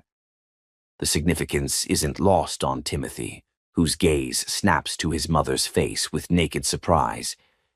"Does this mean—" "It means," Genevieve interrupts with a hint of her usual crispness, "that I've been a stubborn old woman who nearly cost her son his happiness because of fear and misplaced loyalty to ghosts. It means I'm choosing to embrace the future rather than cling to the past. It means, Timothy, that you have my blessing, not that you need it." The admission leaves Timothy momentarily speechless, his composure slipping to reveal genuine emotion. When he finally finds his voice, it carries a depth of feeling rarely displayed in this household of careful restraint. "Thank you, Mother. That means more than you know." Genevieve acknowledges this with a slight nod, her expression softening briefly before she straightens, practical as always. "Now, I believe I'll retire for the evening. It's been an eventful day." As she leaves, the click of her heels against the hardwood receding into silence, Timothy turns to Callista with wonder in his eyes. "What did you say to her?" "I've never seen my mother change her mind about anything, let alone something she's been so adamantly against." Callista shakes her head, still processing the conversation herself. "I think it was more what she saw than what I said. Theodore's distress without me, your determination to clear my name regardless of the cost. Sometimes the most powerful arguments aren't spoken at all." Timothy draws her into his arms, his embrace communicating everything words cannot. Relief, gratitude, love so profound it transcends the tragedies that brought them together. They stand like that for a long moment, the library's quiet enveloping them like a cocoon. the scent of old books and polished wood, a fitting backdrop to this new chapter in their shared story. "Forgiveness is a gift," Callista murmurs against his chest, thinking not just of Genevieve, but of the long journey she's traveled since James's death, since losing their baby. "For the one who gives it as much as the one who receives it." Timothy pulls back slightly to look into her eyes, his expression serious. "Is that what you've done? Forgiven my mother for how she's treated you all these months?" Callista considers this, wanting her answer to be honest rather than simply reassuring. "I'm working on it," she admits. "Just as I'm working on forgiving myself for finding happiness again after James, for loving Theodore as if he were my own, for building a new life when sometimes it still feels like a betrayal of what I lost." "It's not a betrayal," Timothy says fiercely, cupping her face in his hands. "Finding joy again doesn't diminish what came before. It honors it, proves that love is stronger than grief, that life continues despite devastating loss." His words echo what her heart has been slowly accepting over these months in the Payne household, that loving again isn't a betrayal, but a testament to the human spirit's capacity for renewal, for hope that persists despite everything. "I know," she whispers, covering his hands with her own. "I'm learning that every day with you and Theodore." They sit together on the leather sofa, Callista nestled against Timothy's side, the ring Genevieve gave her balanced on her palm between them, a tangible symbol of acceptance, of family expanding to include her not as an outsider but as an essential part of its future. "She seems to think this will be on my finger soon," Callista remarks, watching the sapphires catch the light from the reading lamp. Timothy's arm tightens around her shoulders. "My mother has always been unnervingly perceptive about some things." The implication sends a thrill through Callista, not fear or hesitation, but anticipation, a recognition that the path they've been traveling together has always been leading to this juncture, this choice to formally unite their lives. "Is that your roundabout way of proposing, Timothy Payne?" she teases gently, though her heart races at the possibility. He laughs, the sound warm and genuine. "No, when I propose, you'll know it. It will be worthy of the extraordinary woman you are, of everything you've come to mean to me and Theodore." The promise hangs between them, not pressuring but comforting, a future glimpsed, a destination named. For tonight it's enough to sit in this peaceful moment, the worst of the storms behind them, the horizon clearing before them. As they sit in companionable silence, Callista reflects on the journey that brought her here, from the depths of loss to this unexpected sanctuary, from broken grief to healing love. The path hasn't been easy or straightforward, has been marked by missteps and obstacles, by Genevieve's resistance and her own lingering guilt. But perhaps that's the nature of forgiveness, of healing, not a single moment of transformation, but a series of small steps, of choices made daily to move forward rather than remain trapped in past pain. Tonight represents one such step, significant in its way, but part of a longer journey still unfolding. "We should check on Theodore," she says eventually, reluctant to break the peaceful moment, but drawn as always to the child who has become the center of her world. They find him sleeping peacefully, his stuffed elephant clutched tightly in one arm, his expression serene now that his beloved Caw-Caw has returned. Standing together in the doorway of the nursery, Timothy's arm around her waist, Callista feels a sense of rightness, of belonging that once seemed impossible in the wake of her losses. This is family, she realizes, not perfect or unmarred by past pain, but real and present and worth fighting for. With Timothy, with Theodore, even with the formidable Genevieve Payne, she has found her way back to life, back to love, back to a future worth embracing with her whole heart. As they close the nursery door softly behind them, Timothy presses a gentle kiss to her temple. "Welcome home, Callista," he whispers, the words carrying all the meaning in the world. for good this time. And in her heart, Callista knows it's true. She is home, not just in this mansion with its grand rooms and elegant furnishings, but in the love that surrounds her, in the family that has claimed her as their own. Home at last, after a journey through the deepest valleys of grief, to this unexpected mountaintop of joy rediscovered. Temple, welcome home, Callista, he whispers, the words carrying all the meaning in the world, for good this time. And in her heart, Callista knows it's true. She is home, not just in this mansion with its grand rooms and elegant furnishings, but in the love that surrounds her, in the family that has claimed her as their own. Home, at last, after a journey through the deepest valleys of grief, to this unexpected mountaintop of joy rediscovered. Chapter 12. Hearts Unbroken. The morning light filters through the curtains as Callista stands in Theodore's nursery, watching him sleep peacefully in his crib. His tiny chest rises and falls with each breath, unaware of the emotional journey that has brought them all to this moment.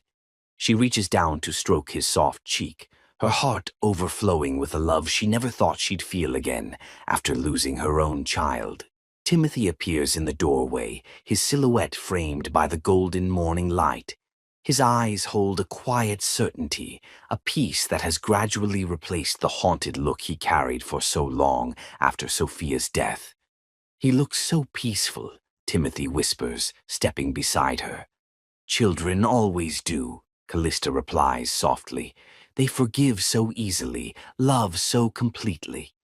They stand in silence, both aware that this moment marks a turning point. In the 3 months since Genevieve's unexpected acceptance, their relationship has deepened into something neither could have imagined that rainy day in the cemetery.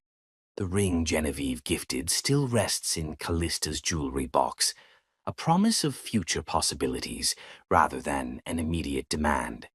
Today, however, feels different. Something in the air, in Timothy's demeanor, suggests change approaching. I've been thinking, Timothy says, his voice barely audible to avoid waking Theodore, about what you said about forgiveness being a gift for the giver as much as the receiver. Callista turns to him, curious. And I realize I needed to forgive myself, he admits, for surviving when Sophia didn't, for not being able to hold Theodore at first, for finding happiness again when I'd sworn I never would. The confession touches something deep within Callista, the same journey she's been traveling, learning to allow joy back into her life without feeling it betrays those she lost. And have you, she asks, forgiven yourself? Timothy takes her hands in his expression solemn yet radiant with certainty. Yes, which is why I need to ask you something. He reaches into his pocket, withdrawing not Genevieve's heirloom ring, but a different one entirely. A simple, elegant solitaire diamond, set in platinum, modern and timeless simultaneously.